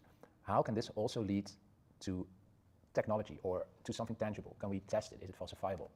Of course it is. In fact, the next step is to, now that I have a theory which is absolutely perfect, in meaning it can be falsified, it can make predictions, and you can test the prediction. Can you name one? Oh yes, I can predict that trees are conscious, and I can make experiments that show that trees are conscious, okay, and trees have no brain. So consciousness that is supposed to be coming off our brain, it comes off a tree that has no brain. Look at that. What do you think of that? It's amazing. Yeah. Is this being done? I will do that. I will do that. Yeah. I cannot tell you how because I have to prove it, and don't worry about it. I will do that. This is where we're going to disagree. And someone asked earlier, what are the predictions of sentient singularity theory? Here's another specific one. Most trees at least, are not conscious, assumed to be not conscious according to sentient singularity theory. They appear to not be. They're what I call a pseudo-singularity, which is, and basically what I call a corporism. This is true of most plants. It's basically a cellular corporation. A corporation like Coca-Cola, but made of cells instead of people. It appears to be one entity. It is not. It grows. It consumes. All kinds of things like that. But it doesn't have any intrinsic feeling to it. It doesn't have a sense of self. Just like Coca-Cola has no sense of self. There is no one that is Coca-Cola. There is no one that is a tree. The cells in a tree are sentient, but a tree is not. And I think most plants are not sentient. I think most of them are corporisms. Maybe a few of them would be sentient. And I have a theory on what would be most defining. This is also true for not Donald Hoffman. Michael Levin he's basically showing these things called planaria worms, which are these worms that you can chop up into an endless amount of pieces, basically, and they will just make a new one. So you chop one in half and it just makes two. Instead of like an earthworm where you chop an earthworm in half and it kills the earthworm. There's no more earthworm. You chop you in half and you're dead. But you chop a planaria worm in half and now you have two planaria worms. You chop it into 4 pieces, you have now 4 planaria worms. This is evidence of a corporism, not a sentient singularity or a seity. I think that planaria worms are not sentient beings. Their cells are, but they're not.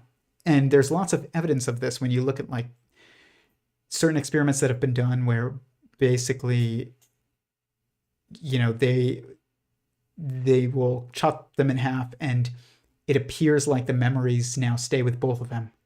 Like they train them to like respond to light and things like that. And then they chop them in half and then now you have 2 and it seems like both of them now still remember how to respond to light. This implies sentient singularity. It implies not a sentient singularity, a pseudo-singularity, a corporism. What is having the memory is the cells, not the worm. Okay?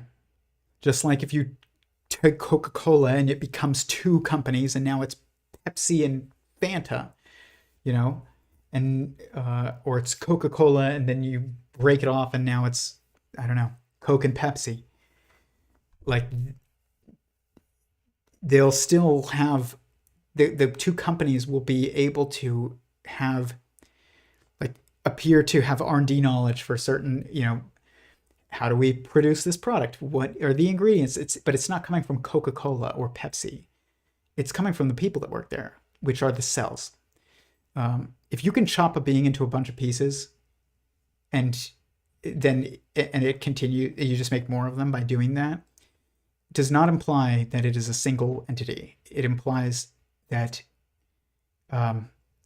it's a pseudo-singularity, it's a corporism, and most animals are sentient singularities. Some appear to be corporisms, which is like a planaria worm, and most plants appear to be corporisms or pseudo-singularities, and some may be sentient singularities or Seities, which maybe I would guess, if I had to guess, and I have no idea if this is true, it would be certain, like bromeliads, maybe.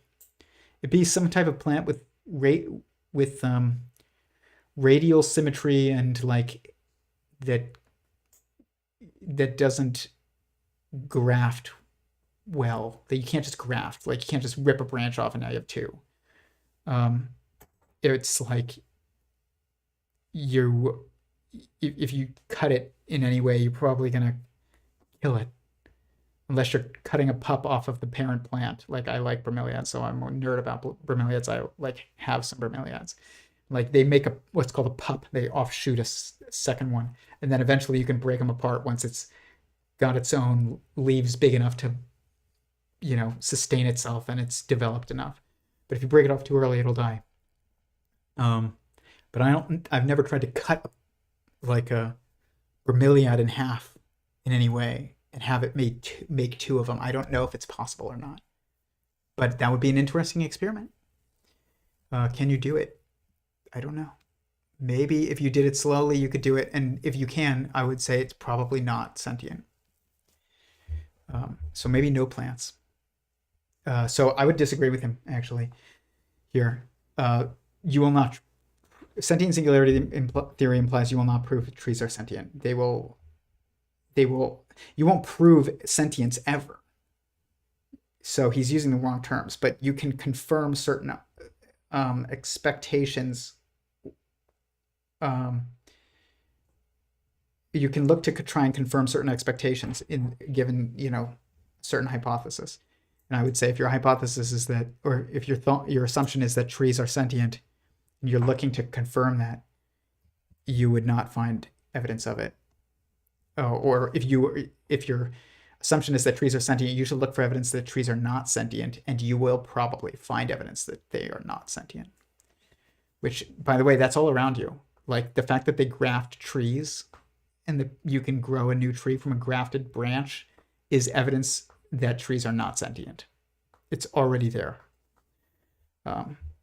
So, I don't know. I think he's wrong. I don't know. I've had enough fun in all falsifiable pseudoscience and passive aggressiveness for one night. Okay. Good night, Nathan. I appreciate it. Tyler, knowing basic epistemology be required for to know anything about the academy. Dude, I know lots about the academy, okay? Like I've worked with people who are very much part of the academy in various fields. Enjoy your 4 viewers. Thank you.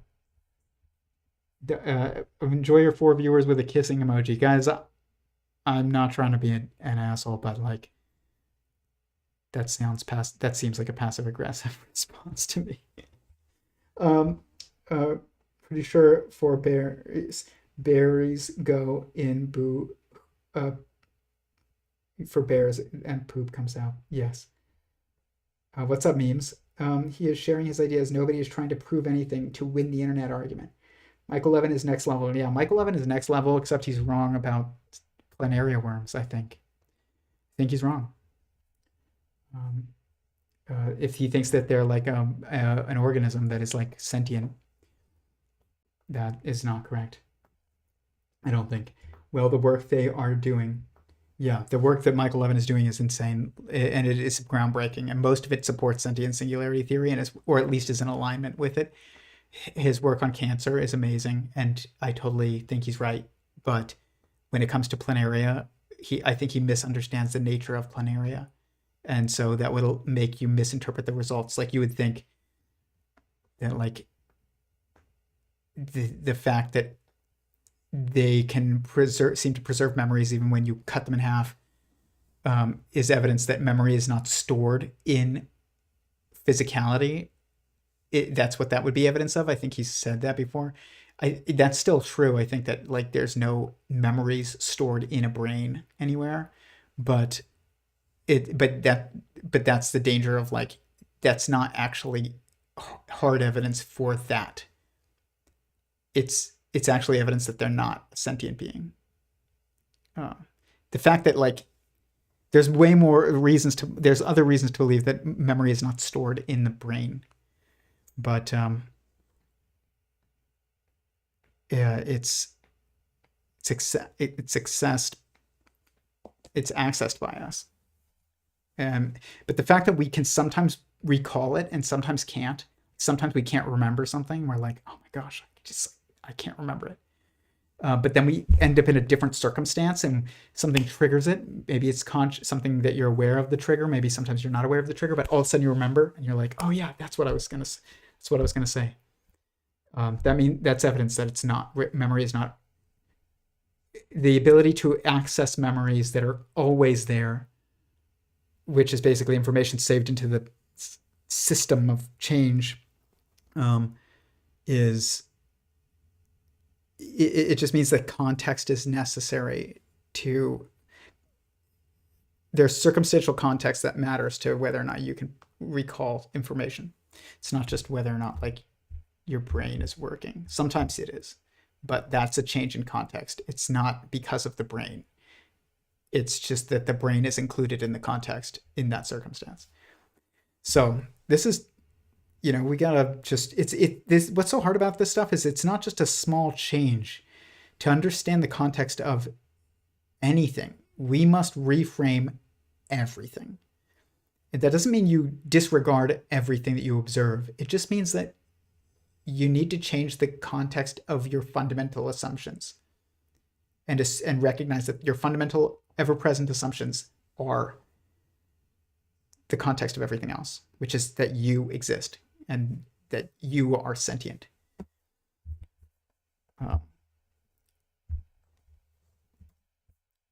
This is him. He talks about how if we truly understood everything, it's like, what is the value of this? What is the value of this stuff? And this is what I focus on more with sentient singularity theory. When people are like, what's the application? What's the application of it? Can we just go about the, in faster than light or whatever, like wormholes, and what can we do with this? The implications of this theory. Here's what I'll show.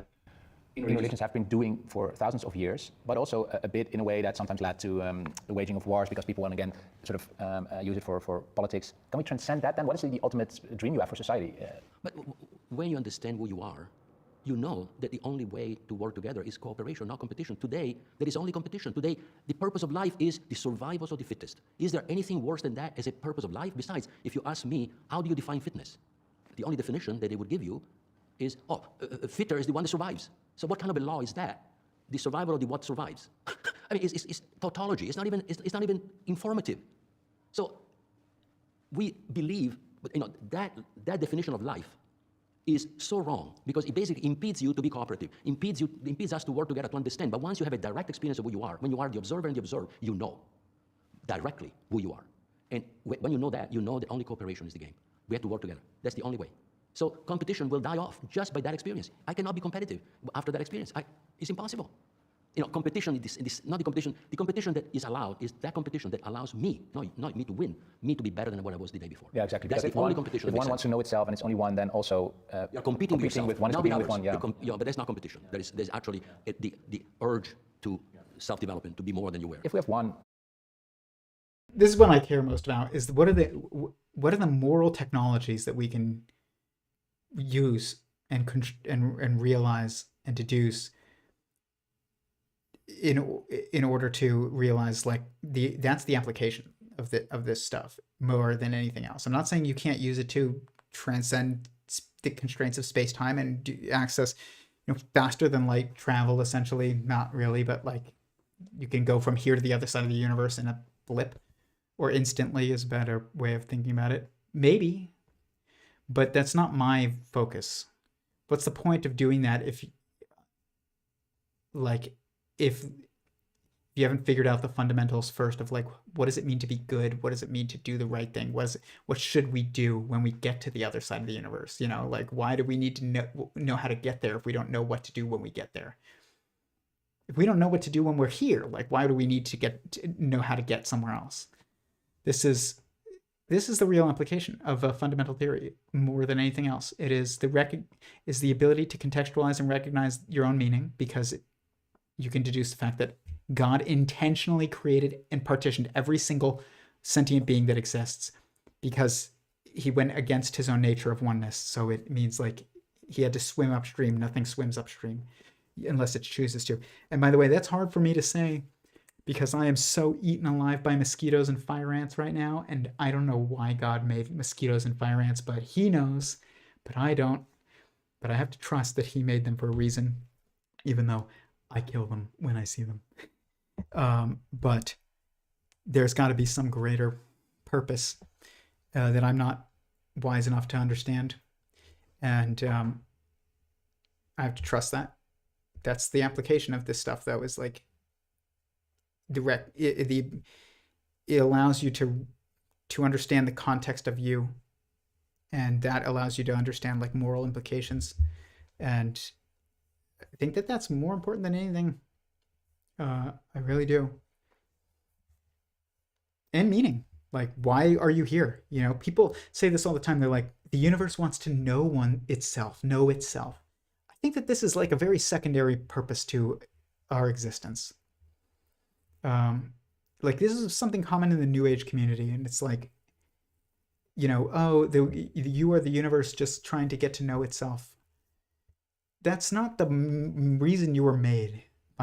Like, you were made to create meaning, I think. If God is meaningless without anyone else to impact, he is. He's meaningless and alone and eternal. Who wants to be meaningless and alone and eternal? And nobody does that I know of. Everybody wants meaning. And meaning means impact on others. That's everybody intrinsically, intuitively knows that. When you're on your deathbed and you're like, oh, I had an impact on the world. You're not thinking like my bank account was higher than anyone else's and I had the coolest cars. You're like, I helped that person. My kids, you know, I'm leaving behind my kids and hopefully they're going to have kids. And I got married and I took care of my wife and whatever. Like, these are impacts on others. And we want to have an impact that transcends our own ability to impact directly. We want to have our indirect impact continue. This is something is just intuitively super subjectively understood by everybody. And so, like, I think that was the main purpose of creation of multiplicity by God, is to create meaning. Primarily for himself. Like, why would he, not even for us. We're intrinsically meaningful. He was not. I don't think it's to know yourself. Like, to know yourself is not, it's not that that's not part of it. It's just that that's not the primary driver. Nobody's on their deathbed and thinks like, I'm so glad I really got to know myself. It's like, no, you're like, I'm really glad I had an impact, or I wish I had, you know, done more and impacted people more. You wouldn't be like, I wish I knew myself better. It's like, that's not, nobody's thinking about that. It's not the primary thing, at least. It's the reason why I think that this is usually the go-to in the New Age community, especially, is that it doesn't have any moral implications. Like, your job is just to get to know yourself and God and the universe and others, and like, that's it. It's like, no, your goal is, you were created to create and maximize meaning for everyone. That means having like a transcendent, permanent, positive impact that is perpetual on other beings. That has moral implications, not just, I get to know myself. It's like saying your purpose of you being here is to enjoy life. No, that's not the purpose. And everybody knows that. It's definitely, everybody feels that. I don't know if everybody knows it. Not everybody knows it, but everybody feels it. That's why rich people are depressed. A lot of them, not all of them.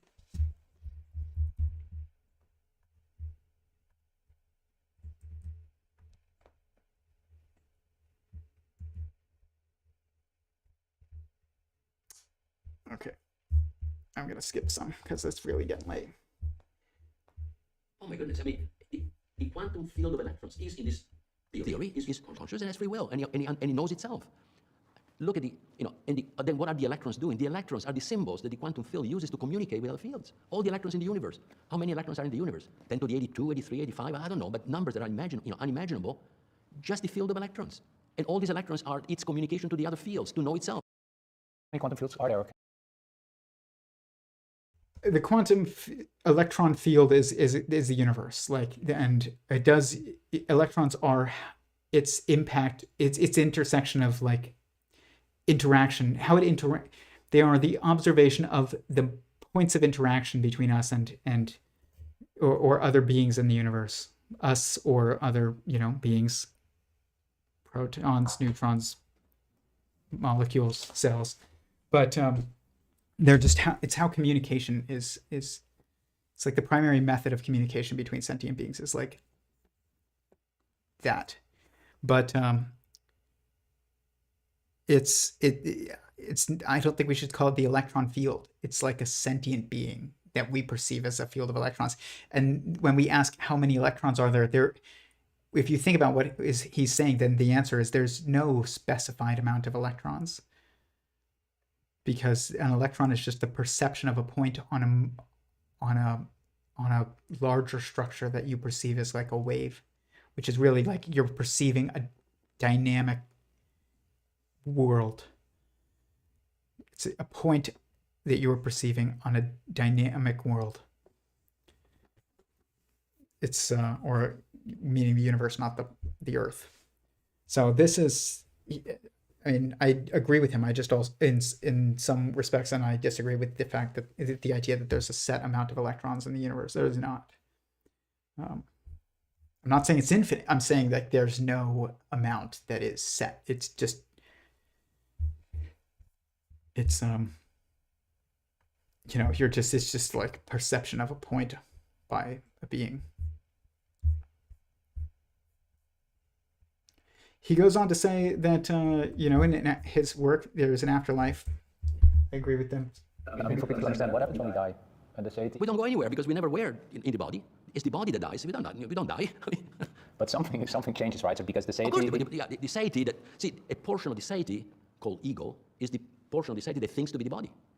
When the body, and so it looks at the information that the body provides about what? About this other world seen through the body. So our senses, our brain, takes information from here, but a small part of information. I mean, just the visual thing that we see. It's this narrow band, right? I mean, if I had cell phones instead of eyes, I would actually now be able to listen in to the 30,000 conversations that are going on that are here. They're all here.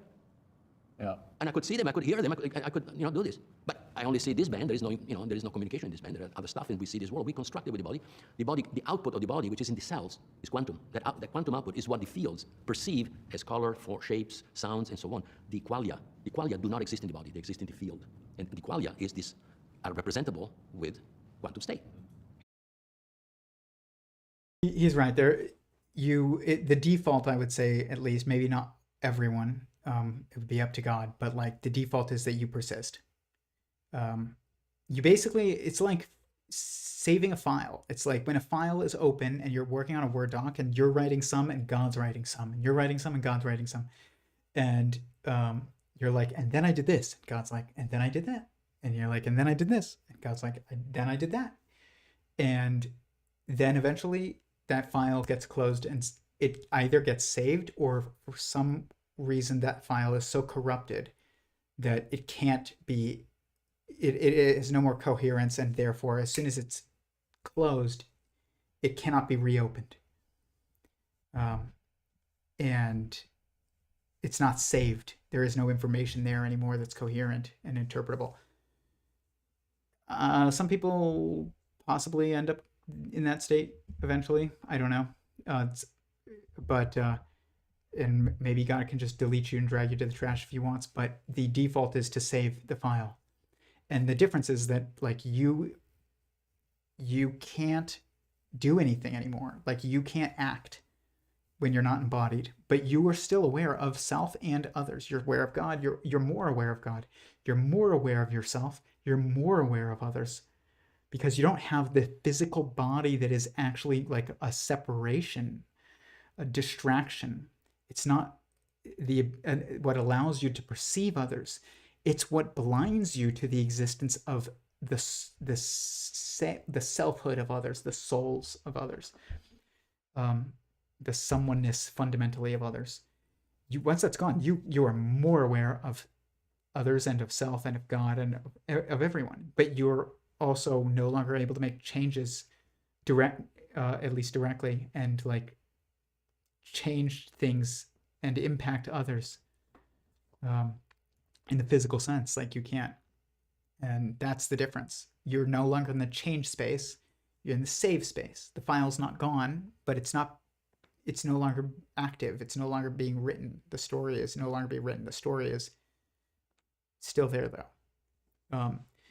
And the reason why this is probably the case is because the information that you acquire while you are alive is contextualized within the context of you. And that means that to preserve the information, you must preserve the context, which is you. And so there's no reason to think that we die, truly, or that we disappear. We no longer sentient, no longer aware. Like the idea of like heaven and you're going to be with your, loved ones, that's true. Almost certainly. It's just not like you're on a cloud and you're like strumming a harp or whatever and you've got wings. It's that you feel everyone and they feel you. But especially if they're not alive, embodied anymore, because they don't have a veil up. Anybody that has a body has a block. And it's like being in a car. A car allows you to go places, but it doesn't allow you to feel what's around you. You're just feeling what's in the car. It just mutes you. You can still feel bumps, but like you don't feel it the same way. It's muted. That's what our bodies do, like to our ability to feel each other. That's probably what happens after we die. I mean, it's probably like very actually like simple to deduce, and almost certain. It's just like, I'm not saying none of it is God's choice. Some of it is.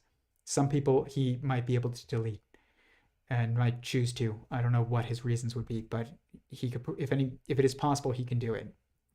But I think that most of the time that's not what he wants. Because why make someone if your goal is just to delete them? Doesn't make sense. It's like why open a Word doc and start typing if your goal is just to completely delete it?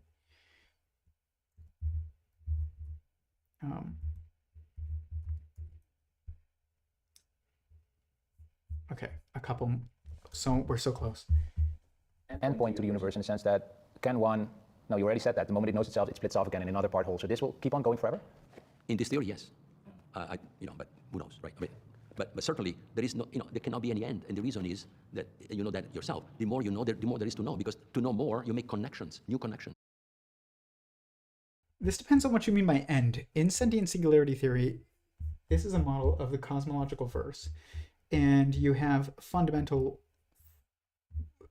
periods of hadron is an assembly of quarks, an atom is an assembly of hadrons, a molecule is an assembly of cells, of atoms, a cell is an assembly of molecules, an organism is an assembly of cells, family is an assembly of organisms, a caste is an assembly of families, a technology is an assembly of castes. And then you reach a singularity constraint and you restart within. Basically, it has to replicate that being for a complete cosmological verse, a mature, finalized, complete cosmological verse to replicate. It has to rerun the entire system that gave rise to it inside of itself. It's not a simulation, it's a recreation digitally, but truly. And this is what I believe is the pattern that we will go through. And so there is an endpoint, but then it restarts with it. It doesn't restart, it recreates another one within itself. Just like human being has a point in which it's no longer, it's mature, and then humans can make another one. There's a point in which a universe is mature and can make another one within itself, essentially.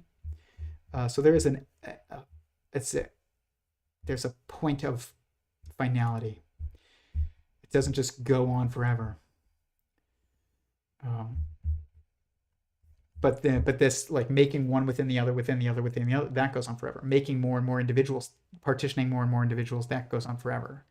But like the types of individuals or types of beings that you can make, there's a finite amount of types of beings. This is a very interesting thing that he said. This is so close. This is hypothetical, but I think this is something that I said that I agree with, I think, as well, and I've thought about this.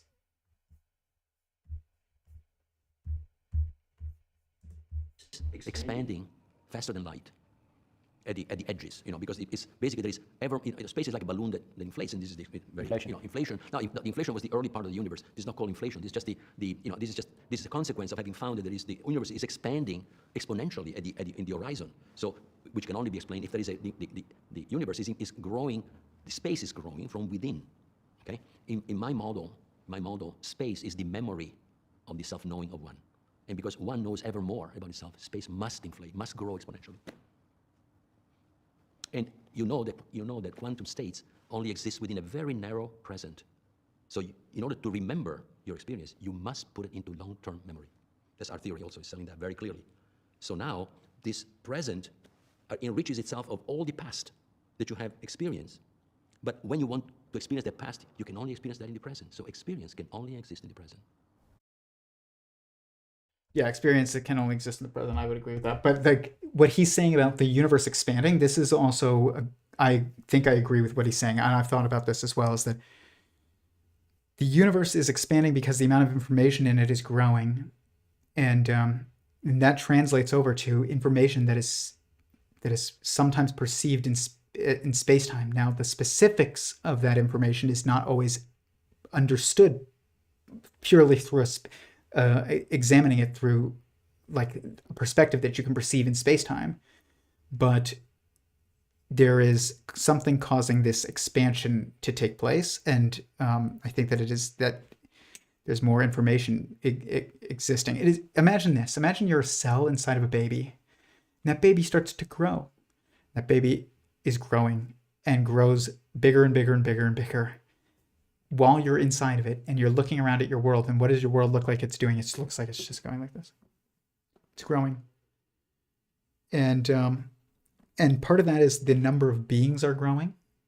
And part of that is the complexity of the assemblies that are existing, or the number of assemblies that exist and are, being embodied are growing. And also part of that is just like the spatial structure is growing.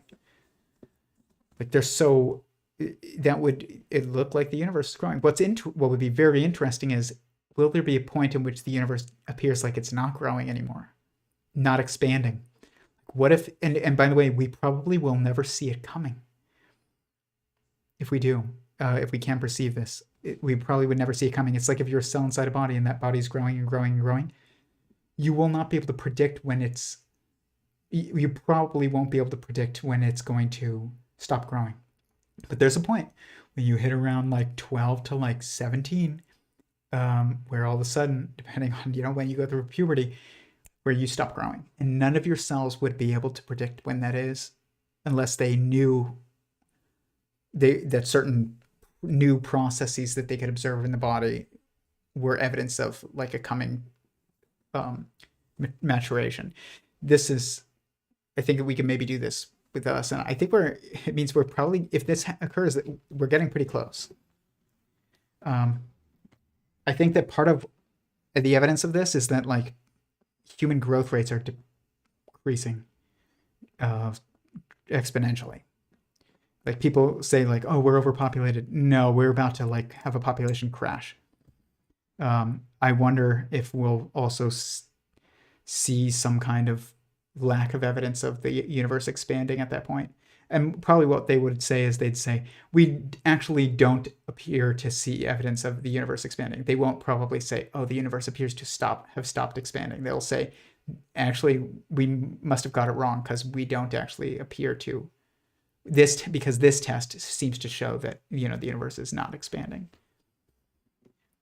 And it still will expand probably. It just means like very, very slowly comparatively. It won't be as exponential. I don't know. That's a prediction that would be very interesting if it comes true.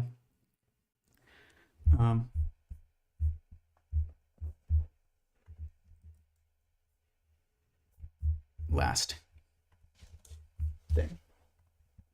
Here you and Bernardo can shake hands as well. And okay, so free will is fundamental. Consciousness is, and the universe wants to know itself. But does it also create a consciousness, a seity, that has a sort of purpose? Do you think you were born with a certain purpose, or sort of that? I think so. Yeah, I think so. And the reason why I am at peace with myself and happy about my life, what I do, is because I know that I'm doing what I came here to do. I know it, because how can I wake up with new ideas. Why? But they're all all this stuff that I'm talking to you about. It's like my mind keeps on running around finding where there are holes and understanding is not complete or whatever. Why am I doing that? It's beautiful, and what it sort of rings with me is that the universe then somehow is thinking to itself, okay, let's look to me because it's one from this different perspective, and let's really do that. Let's become Federico. Let's become Hans. Let's become, that's right. and really look at ourselves from that perspective. From that perspective, and then but then. That doesn't make sense because prior to that, why would it want to look at itself from a perspective that doesn't really exist? I mean, I'm not saying it doesn't make sense. It's just not primary. It's trying to maximize meaning primarily, I believe. And because that's also what we perceive and experience. Like that's what we want out of life. Like we want our life to mean something, to be meaningful, meaning we want to impact others and we want that meaning and that impact to transcend our existence, like to persist beyond ourselves. And to be infinite. Like we want to be infinitely meaningful, meaning like we want our impact to continue and go on and go on and go on, even if we don't.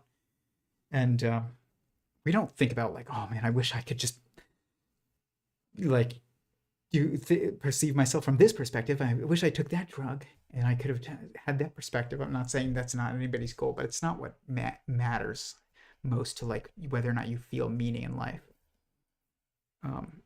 Not saying it's not valuable, just saying. Not saying do drugs either. Just trying to think of how do you change your perspective, as a human, not as God. Well, drugs. But yeah, I don't think that's the primary meaning. I think that the fact that existence is intrinsically one means that to create multiplicity within itself requires a choice, because to go against the default. And that implies intention. So that means you were created intentionally. Every single person or being or every someone, from an atom or every proton, if it's sentient, to every mosquito, to every tick, which I hate both of those things, but still, to every human, even the people you don't like, to every bird and fish, like, was an intentional choice by God. That's incredible. And it seems inevitable. It's pretty amazing, actually. Like, and it means like we have purpose, like we have meaning, like we give meaning to God even. And we're here to, also be maximizing of our meaning to ourselves and to others. And that's what we should be thinking of. So anyways, that's it. With that, I will go to the chat really quick and then I will end it. Nathan, what's up? Memes. I'm pretty sure. Okay. Michael, living his next level. Okay. I think I got to everything. Sorry if I missed any questions in the chat. Post them in the comments if I didn't, if I missed them. Please hit the like button if you found this valuable. There's actually like more people watching now than there was a while back, which is amazing because it's really late. But I appreciate everybody who is on this. I really do. And I even appreciate, you, Nathan, if you're watching this later. But I mean that. I really do.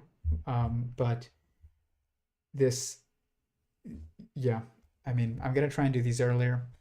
Next week, we'll probably talk about AI. And if there's anything I didn't get to, comment it in the chat below. With that, peace. Get some sleep.